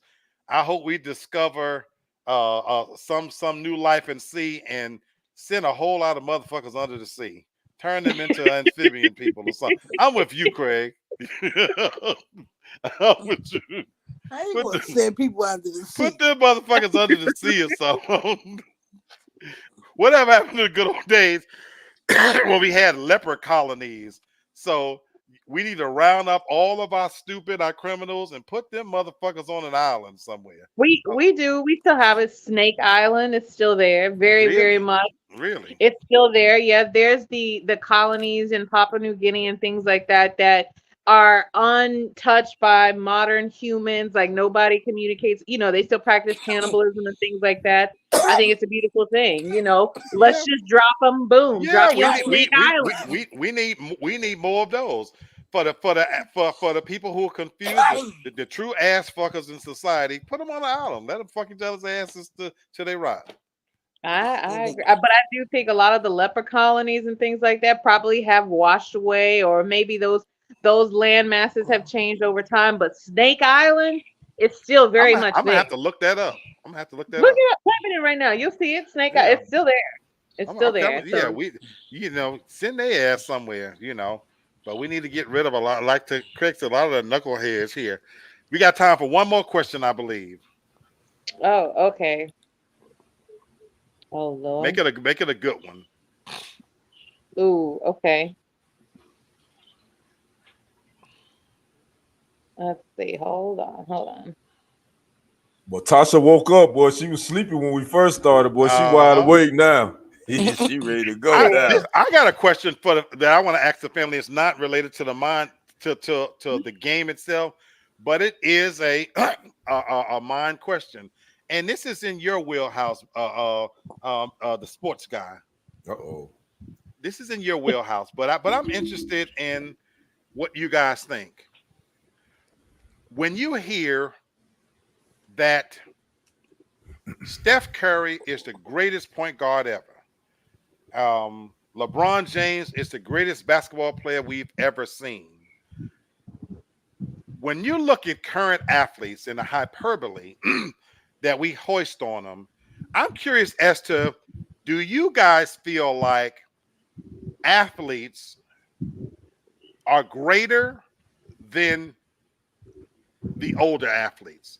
Like our You talking basketball, about you can individual sport however you want to look at it, but I am curious as to what you think. Do you think today's basketball players, for this example, generation are is more better skilled than same thing you could say with boxing, with golf, with athletes or whatever? Where do you stand on the hyperbole that we place on athletes of today when we're ready to elevate them to the greatest? Patrick Mahomes, this right now, it's widely accepted. It's said on every sports talk show that that's the greatest quarterback we've ever seen. But he's not as accomplished as some before him, namely Brady. LeBron James holds all these records, and there's a real argument now, and even a lot of these current players are, that, well, the old players, they couldn't do this, that, or the other because they weren't as big, as strong, as fast, whatever. Where do you guys stand on this? And I don't know if Tasha and Sherry want to get in on this, but I am curious as to where you guys stand when we're so quick to heap hyperbole on everything that's new. And even if we took it outside of sports, right, that new is better. Is new better? Oh, that's beautiful. It's new better. I'll let the ladies go. I got an opinion on this. I don't know. New is just that. It's just new. It's new to whoever is watching it, ingesting it, experiencing it for some they may say yes because it's the first time that they're experiencing it. So they have nothing truly that they can, compare it to. Yes, you can go back, you can watch like some things, you can watch old games or watch, old concerts or what have you, but to experience it in the moment, it's completely different and will give you a completely different take and feeling on it. Okay. So I'm not going to say necessarily that new is better. It's just easier just to say like, wow, this has never been done before. Well, that's because there was a different set of parameters that were there. So that's why it seems like it's better. It's just Okay. this never existed before. So Now, if I asked your personal opinion, and if we're keeping it in sports world, do you think the old athletes are better? If you had to make a choice for you, is a Muhammad Ali, is a Michael Jordan, is a Jim Brown, is a Tom Brady, or uh, Joe Namath, are they are the old quarterbacks, running backs, are they better than the new for you? I to me, I say yes because they played the sport in a different form. They played it when it was a truer form. If you want to go back even further, I would even tout the people like those who created the game. Those are the greats because fucking you created it. It's Okay. you. You're truly the GOAT. We just Okay. see what it's just become now. To me, the NBA is laughable now because it's it's just so boring. It's not they don't even have to try anymore and you get to be called great. You don't have to try anymore. Okay. Okay. Craig says, I don't think the newer generation athletes are necessarily better, but sports have evolved so they appear better, but it's all subjective. And I I totally agree. agree I with agree. what Craig said. I totally I want to agree with save you that. for last. You're the sports authority, brother. Yeah, Sherry, no, no. I want the where do you ladies to go. stand? Where you stand, sis? I don't know a lot about like different sports, but what I do know, and I would just say in general, you know, people should know, um, the old athletes, they that's where the new ones got a lot of their things from. You know, the older ones would be better. Okay. Uh, Okay. Okay. mm, And I want you to be the authority and close out on this, Kenny, because I've gotten more deeper conversation, and I had a deep conversation in a room full of people on this subject. But to me, I don't think we show enough respect for what those athletes truly went to. If we're talking athletes, and I'm gonna keep it in sports arena, but You're right, when I think right, about boxing, where you go back to Maximilian, they fought bare knuckle, right. and they fought to a man Jack, Jack, drop. Jack Johnson, They all fought that. to a Jack man Dempsey. dropped. Yeah, right. But Yeah. even if we talk about Muhammad Ali, in my time as watching introduced to Mm-hmm. boxing, they Mm-hmm. routinely fought 15 rounds, brutal rounds. Mm-hmm. You know, where Mm-hmm. look at what boxing is now, for example, the Right, protection and the rules and this, that, and the other. right. And the same thing I could say with football. There's a reason why a Jim Brown retired early. Mm-hmm. Sanders did what he did, and he had enough. Mm-hmm. And now in this era where the game is tilted to protect the quarterback, and not that there's anything Mm-hmm. wrong with Mm-hmm. those things. I think those are great Right, right, improvements when you think right, about CTE and stuff like that. right. But I still, to Tasha's point,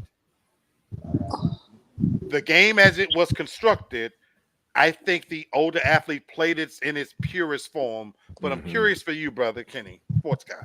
And you know what, Lee Black, we got to I want us to do a show, you and I, because with us being in our 50s, I Hmm. want us to do a live show, talking about the generational gap is what I call it in sports. Just like we have in real life, there's a generational gap that we face. And I'm gonna try to keep this short because I could talk about this for days. And it's funny you brought this up because I was working with two young brothers this morning. They Hmm. both are probably in their early 20s, and they were talking about LeBron James. LeBron James is their guy. He's their guy. I get it. That's their generation. Right. I'm not gonna ever say that he shouldn't be that guy. But I will say this about basketball, and you were talking about how the GOATs and all this. To me, that is the one sport that people get in their feelings and is so passionate about. Yes. When you talk about, of all the sports, for some Yes. reason basketball is the one sport Yes. where people go off on who's the GOAT, who's not the GOAT. This player's better, they were plumbers and this and that, yada yada yada. But I will go back to what Tasha was saying. I think this new generation, I think there are some great athletes. I think because as Craig said, that it has evolved. I think there are a lot of talented athletes in this generation because of the science, because they got things that the older generation didn't have. Correct. But I still won't say that they are better technically athletes than the older athletes. I won't. You want John Stockton and all them cats, Reggie Miller and all them wasn't plumbers. They wasn't they were just as talented and physically as a lot of the. Matter of fact, I think the older athletes were a little bit more technically and fundamentally sound than a lot of these new athletes too. That's my feeling. But when an older guy like us say that, then this new generation think that we're hating. No, we're not hating. Correct. It's because y'all are great. Y'all got all the medical. Y'all got everything that the older generation didn't have. But I still don't think y'all as good as they are. So this is one of those things. It's subjective, like Craig says. It's subjective. I make no bones about it. MJ, when we talk basketball, MJ is my GOAT. He's going to always be my GOAT. Me too. And I think LeBron James is a great player, but he's played a long time too. Longevity. If you play a long time, you get a lot of records. I mean, you're good. You know. So again, I'm gonna cut it off there. This is gonna be another show that you and I can talk about. So you led right to how I want to close out. Oh man, because I had a caveat. Okay, well, look, we ain't got to close out. I'll be thinking y'all want to go somewhere. Oh, so okay, if you got something else, great. Craig says, I agree, Sherry. Michael Jordan patterned his game after Dr. J. Kobe patterned his game after Jordan. Yep. And so I agree. You pass it on. You pass it on. But then I just get, perturbed because now, but you're willing to say that, oh my God, he's the greatest. When to Kenny's point, LeBron, he has the benefit of playing 20 years because of this evolution of sports science and technology, and he spends $1 million taking care of his spot. I think he's one of the greatest to ever do it. I do too. And again, if you play 20 years, of course he's gonna pass every stat. You're gonna pass everybody. Yeah, exactly. Right. So I want to say this, and then Tasha, we can keep going this long. I ain't got shit to do. But hit me. I ain't got nobody mama to smash or their daughter. I ain't got nobody. But I told the audience yesterday that when I'm getting set up in my new apartment, Kenny, you probably hear this for the first time, that what me and you talked about, I'm setting up my other little side in my apartment to launch what we had talked about. You and I talked about. What you and I had talked about, and I want to call it the realist talk.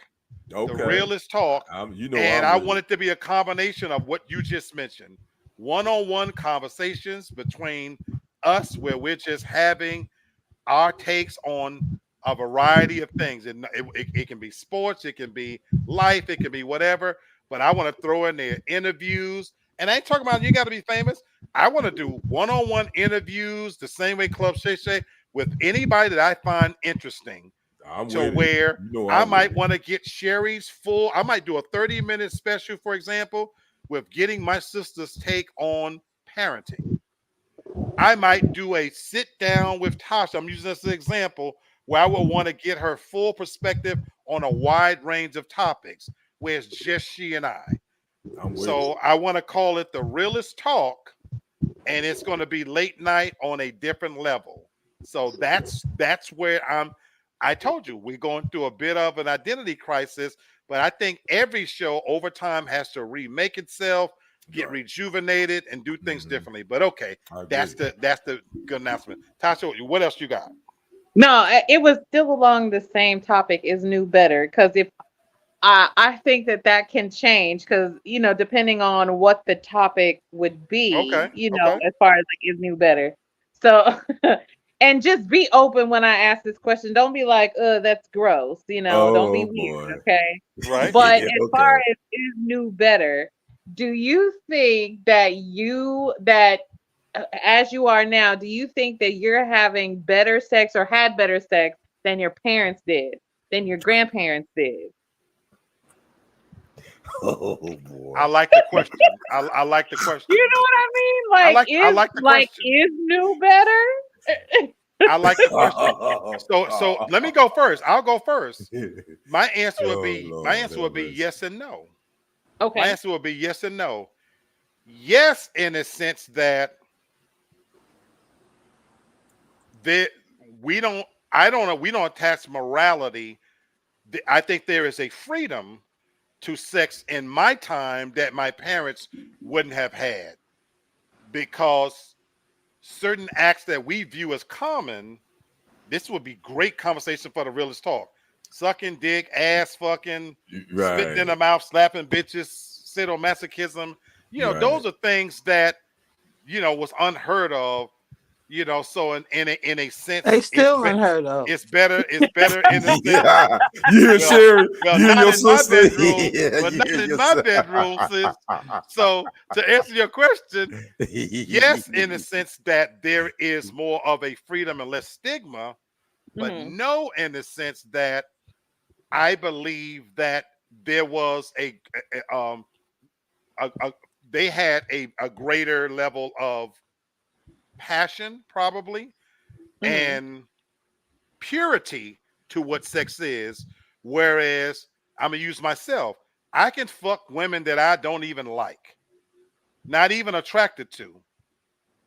I think in their era, now if you was just a nasty girl, you've always had nasty girls, you Right. know. But Right. by and large, I think what led to sex, it was at we talk about basketball. I think sex was probably at its purest form, and they didn't have to worry about some of the diseases and shit like that we have, because I think in that sense, it probably was a greater experience. And the reason why I'm saying that, I I have far less sex now because all of the freedoms have made it less enjoyable because of the multiple partners, the risks that are involved, and it's harder to satisfy a nasty, filthy, no good bitch that wants me to hot spit in her mouth and choke her to death when bitch you just used to be satisfied with this D. You dirty, nasty hoe. So would you say then, Black, that the younger generations are having better sex than you? No, uh, Okay. I really don't, because I think they're just fucking for fuck's sake. I think. Oh, I love that you asked that. That's a good Hmm. I question. think That's a damn because good even the question. basketball reference, there are no Tim Duncans, the big fundamental. They're not. Everybody wants to shoot a jump shot now, so anybody can fuck. They can drop their drawers and fuck, but the hygiene is bad. I don't think the technique is good. I can drag a bitch in here right now. She more quick to suck dick, but can she really fuck? No. Her technique ain't good, and it's hard to get into it because her pussy smell like the back of her neck. So you can't do too much with these bitches. You know what? You know what, Black?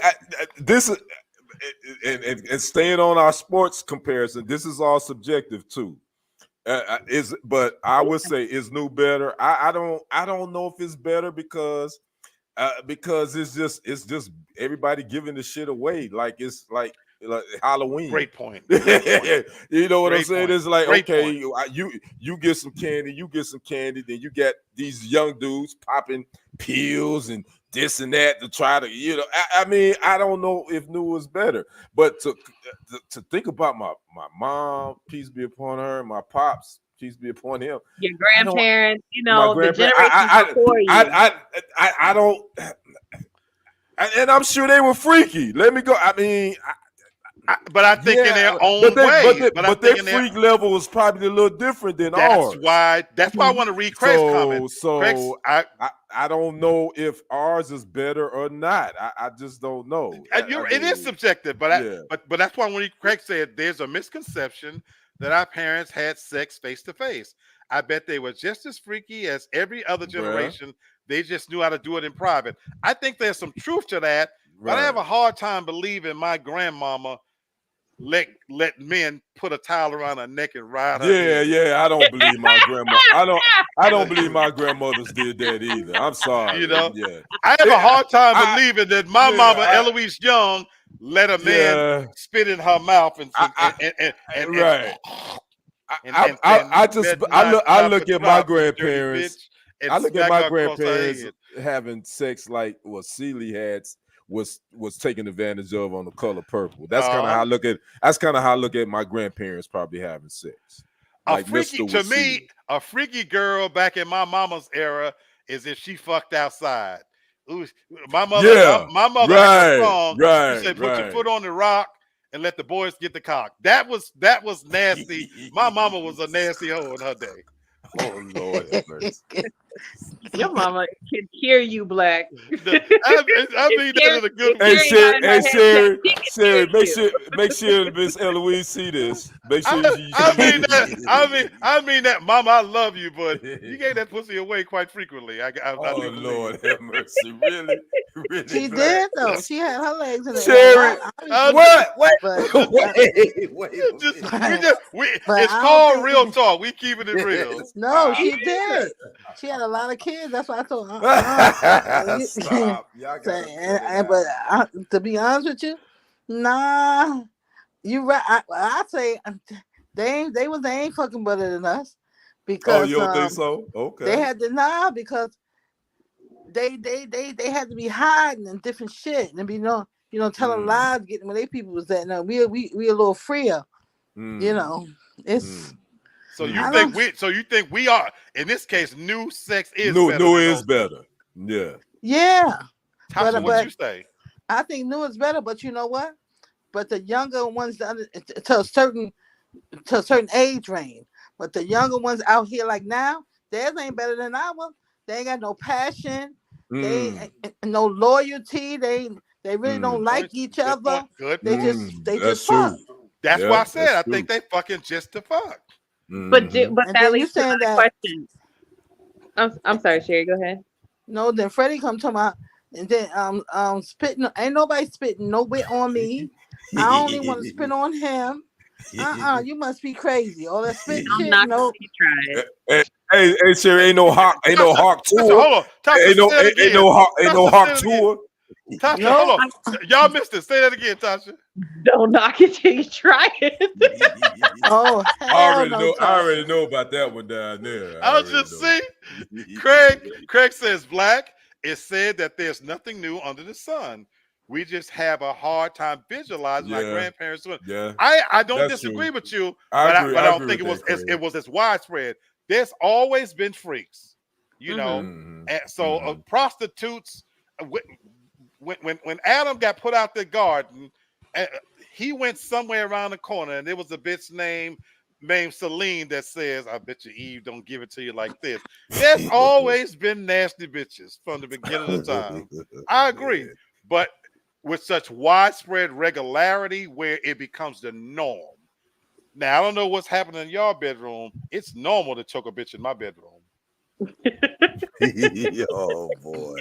But Tasha, hold on, sir. Tasha, you never answered. It's new sex better. I'll say this because I know like how my parents are. They ain't having as great a sex as I had. How you know that? You don't know. Were you there? Were you there? Because of the frank conversations that we have had and the hang-ups that they have had. Think about it. That like the generation before me, there's still a whole generation of women, even like in their 40s and they don't suck dick. They still. So that's why I said that. But Tasha, what is there something to be said though for the other parts, the purity, the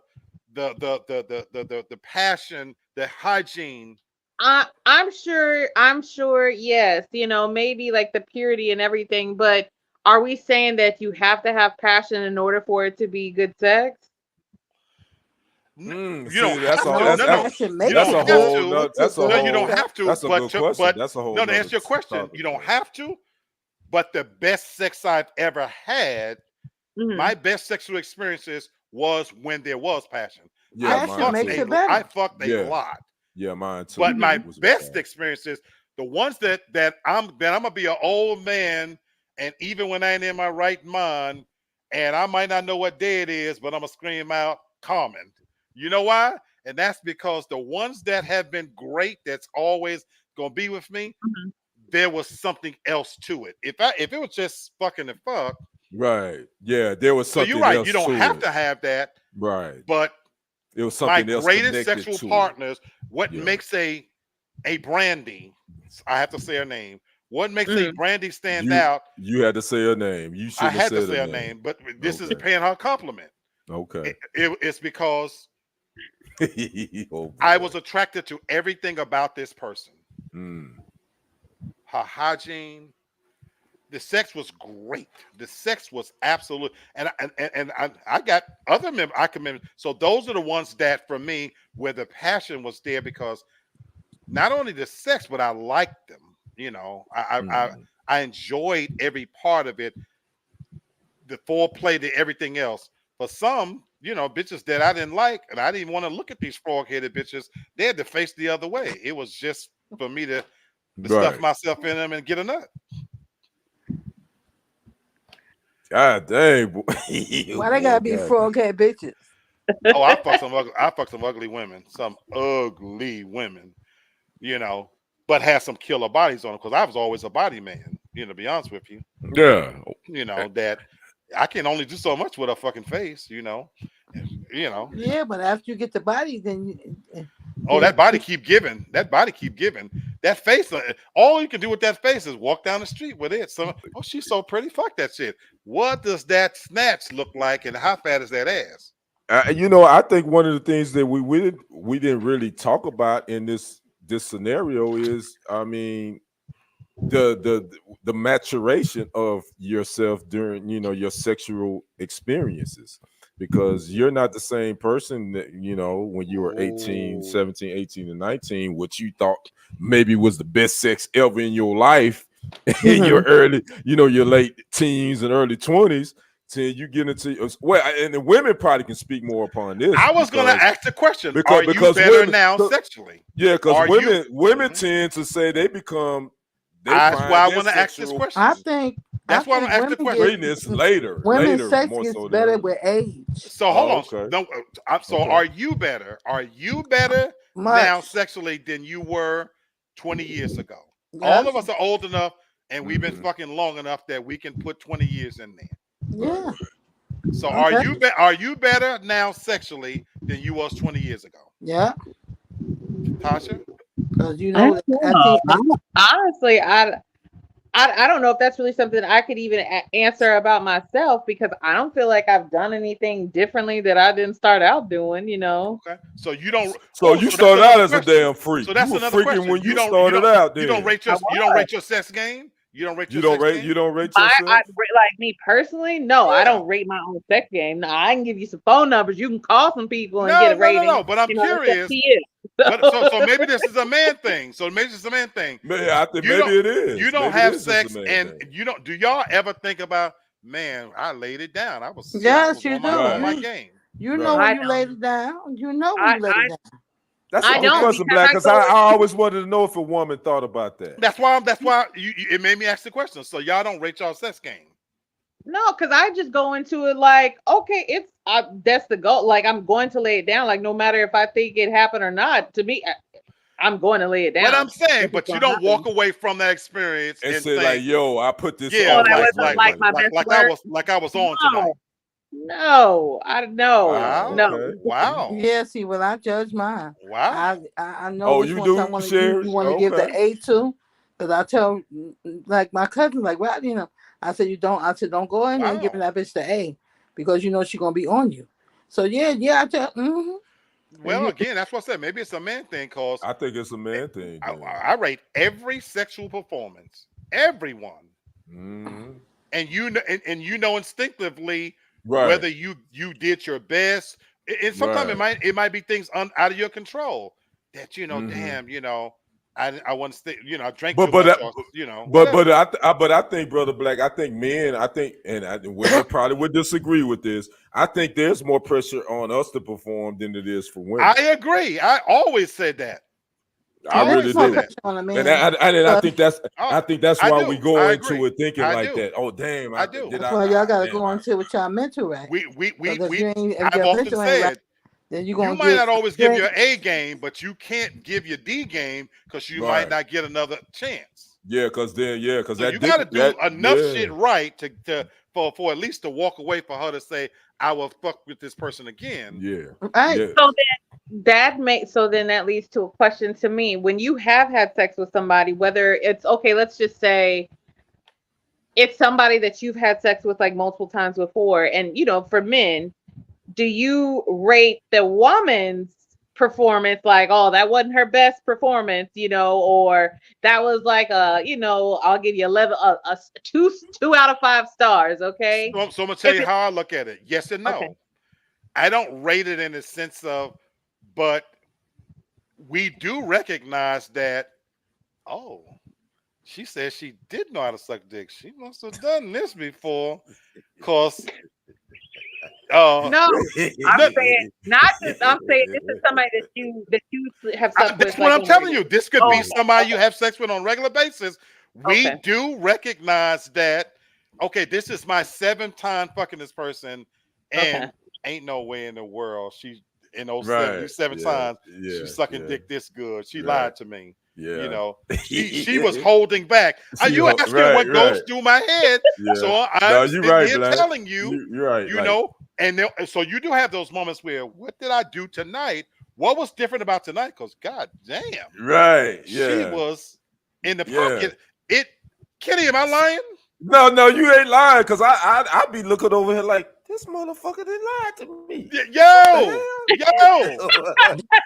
we Maybe, keeping it real. She be maybe holding back. What the maybe hell? just women listen and take information better and are able Uh, to replicate it. Maybe that's what it is. I don't know what it Okay. is, but I'll tell you this. Craig says women don't rate their performance because they're rating the man's performance.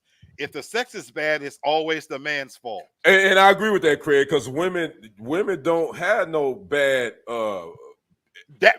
vagina fat But right that's the there. misconception that women They don't don't. have bad. No, they don't. Yes, They don't do. have no Yes, bad they vagina. do. We Yes, don't go, they but do. we don't go You in said women on- don't have bad vagina? Yes, they do. They don't have a Yeah, bad women got vagina bad facts. vagina. Yes, No, I'm talking. Like the Carfax is what I'm saying is. Oh God, yes, they do. Their vagina facts isn't as bad as a man's. Oh no, brother, that's where we split. Penis No, fat. if you could put a Carfax on some of these bitches, it would say, this bitch ain't got no walls. No matter how much you wallow around in it, you never gonna touch a side on this bitch. Oh, and 15 minutes in that one, a little bit of exhaust smell gonna come out of that one. You ain't gonna be able to quite tell what it is. Boy.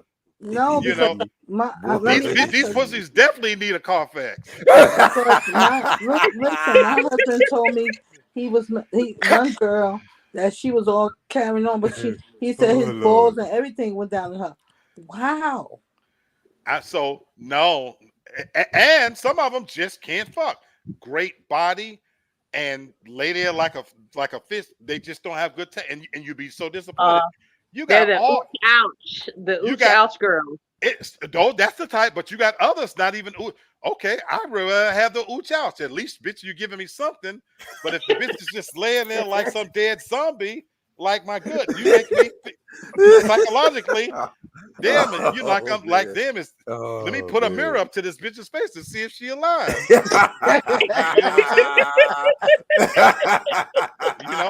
And you got to keep telling bitch, lower your back. No, put it right there, bitch.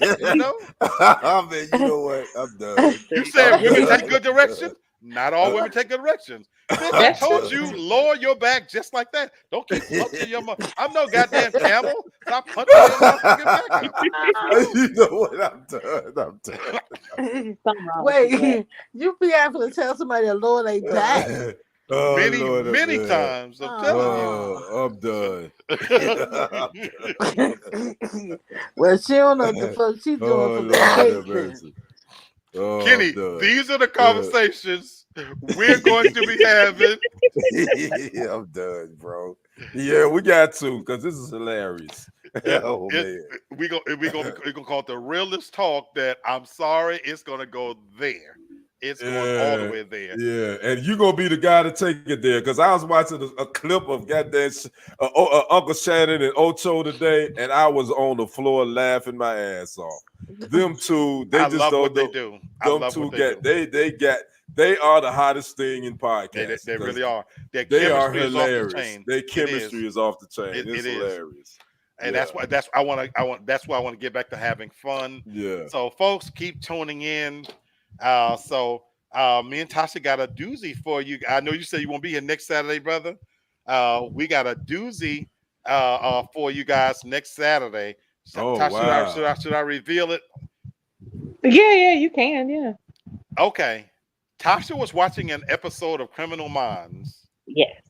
and apparently, like a serial killer, some kind of way, there was a link to a study that the music we're exposed to when we're 14 years of age, it some kind of way psychologically, it's with us through the rest of our life, and it has an impact on decisions we make and who we become. So me and Tasha today was thinking, how fascinating would it be to do a psychological musical take on ourselves? So what we're going to do next week, we're going to go back to when you was 14, whatever year you was when you was 14. I was a We're going to look freshman in at high school. we're going to look at the top Billboard 100. hits, 100 Yep. hits, and we're going to literally self-examine what impact those songs might have had on who you've become. That's Your gonna view be of dope. women. We were playing around with it today. We was like, that's going to be a really interesting show to psychoanalyze yourself, and then as the person is talking, we can analyze it through their own interpretation of how we see them. So Oh, that's going to be gonna next week's dope. show. We're gonna have a great show. I'm gonna hate I missed that, but I got some playing on my sports channel. Hopefully got you, my it'll brother. come through. Hopefully I'm gonna be at the Playmakers 88. That's Michael what's up. Irvin, Dallas Cowboys Sports Bar. That's Next Oh, nice. Saturday. That's what's Hopefully up. I'm gonna try to do a couple of live hits. Gotcha. G Sports Media. So That's what's that's up. my plan to be next Saturday. So we'll Yes, see what sir. happens. Yes, sir. I get it. Yeah. So again, yeah. So that's what we're gonna keep on coming up with fresh new ways to do what we do to keep it fun. So, thank you sounds guys. fun. Yeah, I what you enjoyed say, it. sis? No, I thought said you- that sounds fun. Oh That yeah, sounds It'll be gonna fun because everybody we're gonna be all different. different. Yeah, we're Everybody, all Yeah, different everybody ages. gonna be different. You yeah, know. for sure. Mhm. So Yeah. that's what we think. Everything else gonna be great. The Black might be somewhat similar because at 14 we were Well, same grade. the songs might be the same, but what impact did they have? So you're going to look at the top 100. So even if you have the same songs, there might be songs in there that shape you in a different way than that shape. But That's what's just going to going make it on great. what we talk, we probably gonna kind of be somewhat similar in some of the Mhm. songs around that in our I 14 agree. years of I age. agree. So That's I why get I hate you. I hate you're not going to be Yeah. there because Yeah. I would love. Because you're like, I always say, we're Janus. We're two sides of the same coin. Yeah, we definitely two sides of the same coin. And me for and sure. Kenny, we the same age, right, Kenny? Yep. Yeah, I'm 55. You Yeah, 55? sir. Me Scary? too. Okay. Yeah. Yep. Yep. Mhm. So that's Yeah. why I say. So hopefully we'll have some I'm of the other 35, family so members, just in case. and that's why I Okay. can't wait to hear You a what Tasha. baby. You the But, baby. but You no, will be on the But crew. here's what makes it interesting. I know McMac, so I can't wait to see what songs she says shaped her thinking. Mm. Damn. Well, I'm definitely gonna watch it Because back. the other I'm gonna part rewind it and is watch it, for Tasha sure. has one of the most eclectic tastes in music She does. of yeah, anybody she that does. I know. So if you're looking for her to only pick R&B, that's That not ain't gonna happen. gonna be her. it's not Yeah, That's not gonna happen. and I figured that out too. Yeah, That's she what's going to definitely be has great because she always has a way of educating us about music, and to hear that, wow, this is what I was going through at the time. That's what's going to make it so cool. So when she said that, I'm driving, I'm like, yo, I got to text this to myself. That's gonna be a That's a brilliant great show. show. I'm definitely gonna rewind it and try to. I'm gonna watch it for sure when I can. You know, and we of course we're gonna encourage the audience to do the same while Yeah. you on with us to pull up your list and tell us. So Mhm. Craig, man, please join us next Saturday. Yeah, Jenny P. She left the chat, but she was here Yeah, earlier. Jenny P. Yeah. Whoever else to watch, man, yeah. y'all make sure y'all tune in next Saturday. Shorty Check even it out. popped in at one point. You know, we have Yeah. Yeah. a couple people pop in. So hey, Yeah. Just figure out if anybody goes back and watches this. Just figure out what year you were 14 years old, yep, and then just bring that year, and we'll yep. we'll pull it up We'll and do we'll it take a live and we'll then listen to a yep, couple of songs. yep, yep. Oh man, that's So gonna be dope. God dang it. man, All right. that's why I say I'm almost tempted to pull back till we have because I don't want to do this without my brother. Oh Well, shoot, I man. have Not another game we can play if we want to Okay, do it. I have another we new might game hold we off, can Kenny. do. I don't want to do this without you, man, all right. because Cause I damn so want to do we it might too. we might hold that one off because I want to have the family here when we do that because that's gonna be Yeah. just fantastic. So we'll Right. see. But that's a All show right. we show for coming up. But anyway, All look, right. I want to thank you guys because again, I've been out in that heat today. It was 100 degrees. That ain't nothing, brother. You good. Partner. We tropical Three. people. You don't remember that? We tropical I people. must be from Antarctica or some shit because Get you some magnesium and drink it. Drink you some water because them Tasha cramps are always gonna says it was. come. It's Tasha, I'm gonna use your word. Tasha said it was disrespect. The heat was It was disrespectful. disrespectful. It was. Y'all need to go on trip. Y'all tripping. This heat is all right. Man, This It's I all was heat is coming good. from terrible. my last stop at Kroger's. A white lady looked over me and she says, "She said, is it 100?" I said, "Yes, ma'am." She says, "Oh my God, it was disrespectful out there today." Mm. It Yeah, don't good bother weather. me. We've been getting I'm I good can't good. weather. wait for winter. I know y'all got it good. Woo! I can't Yeah, wait it's for like this shit to 80s, break. the 80s in the daytime, I'm like good. 80, and then at night, like now, it's probably like 74. All I want to do, Um, sis, is take me a hot shower and find me something good. Last thing I'll tell you guys, if you haven't watched the Mayor of Kingstown, it is so good. What's that on? Oh, is that on Amazon Prime? What's that on? I watch it on my service, Netflix so I'm not or sure okay. where you can see it. It's got Jeremy Renner on there. I'm I'm on season 2. I'm here to Hmm. tell you, The Wire is still the greatest show. This is one of the best shows I've ever seen. What's the name Hmm. of it again? Mayor of Mayor of Kingstown. Kingstown. Oh man, okay. It is what The Wire did for Baltimore's drug scene. I'm sure that's Kingston, Jamaica. Is that what that is? No. The name of the little city is Kingstown. Oh, it's Kingstown. Yeah, Okay. he's the mayor of Got you. Kingstown. Mayor of When I tell Kingstown. you from the first 10 minutes, it there is no. It is so intelligent. What The Wire did for Baltimore's drug scene, this opens the door to prison life, and it's so brilliant. It's so good. Okay. It's just do yourself a favor. Mayor of Kingstown. It's just Okay. that good. I'm gonna write that It down. says You know I'm it probably says not gonna here watch you it. can watch it on Sling TV. I guess if you have a Oh, subscription through Sling. them. Oh, okay. Paramount Plus, you got to have a Oh, subscription. yeah, I got Pre, Paramount Plus. Hulu Premium, Amazon Prime, but you have to have like a premium subscription in order to see it. Okay, Mayor of Kingston. Yeah, Mhm. Craig said you can see it on Prime. Yep. Mayor of Kingstown. Mayor of Okay, I might Kingstown. check that out. Man, No doubt. it is so good. Okay. I'm just watching Criminal Minds, that's all. Gotcha. You know Got what? And I'm leery of women that watch criminal. That's Tasha love y'all that be shit. on. Yeah, Tasha, y'all be but on that's the way some her I good. mind worked. I know. I I believe me. I figured it Tasha out. those Tasha be could be good. a investigator. Hmm. She could. I don't know I why she She don't. could. Especially she in Memphis anyway. Hell, she might as well be one in that city she in. Cause man, Yeah. I just it's so fascinating to me that whole the BAU and its Right. inception and getting into like the inner Right. workings of like the mind.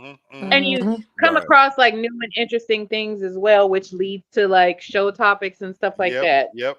Yep. Right. I'm not gonna ask you how would you kill, how would you get away with murder? I'm not gonna ask you that. But we wouldn't talk about that where it's recorded. We do that in person, okay? That's a different conversation. Absolutely. Mhm. Absolutely. Oh boy. You know what? On Absolutely. that note, where my damn cup at? We talk Right. about everything. So, Shoot. folks, enjoy the rest of your weekend. Shower and chill time for me. All right. Everybody, Peace peace out. Okay. out. Craig, I All appreciate right. you popping in and staying with us the whole time. Thank you. I appreciate it. Marlon, Jenny, Real Estate Insider, appreciate you Mhm. guys for popping in, checking us up as we're finding our way back to some regularity. But enjoy your weekend, everybody. Be good to each other, but be better to yourself. Okay. Good Peace. night, y'all. You're right. Good Good night. night.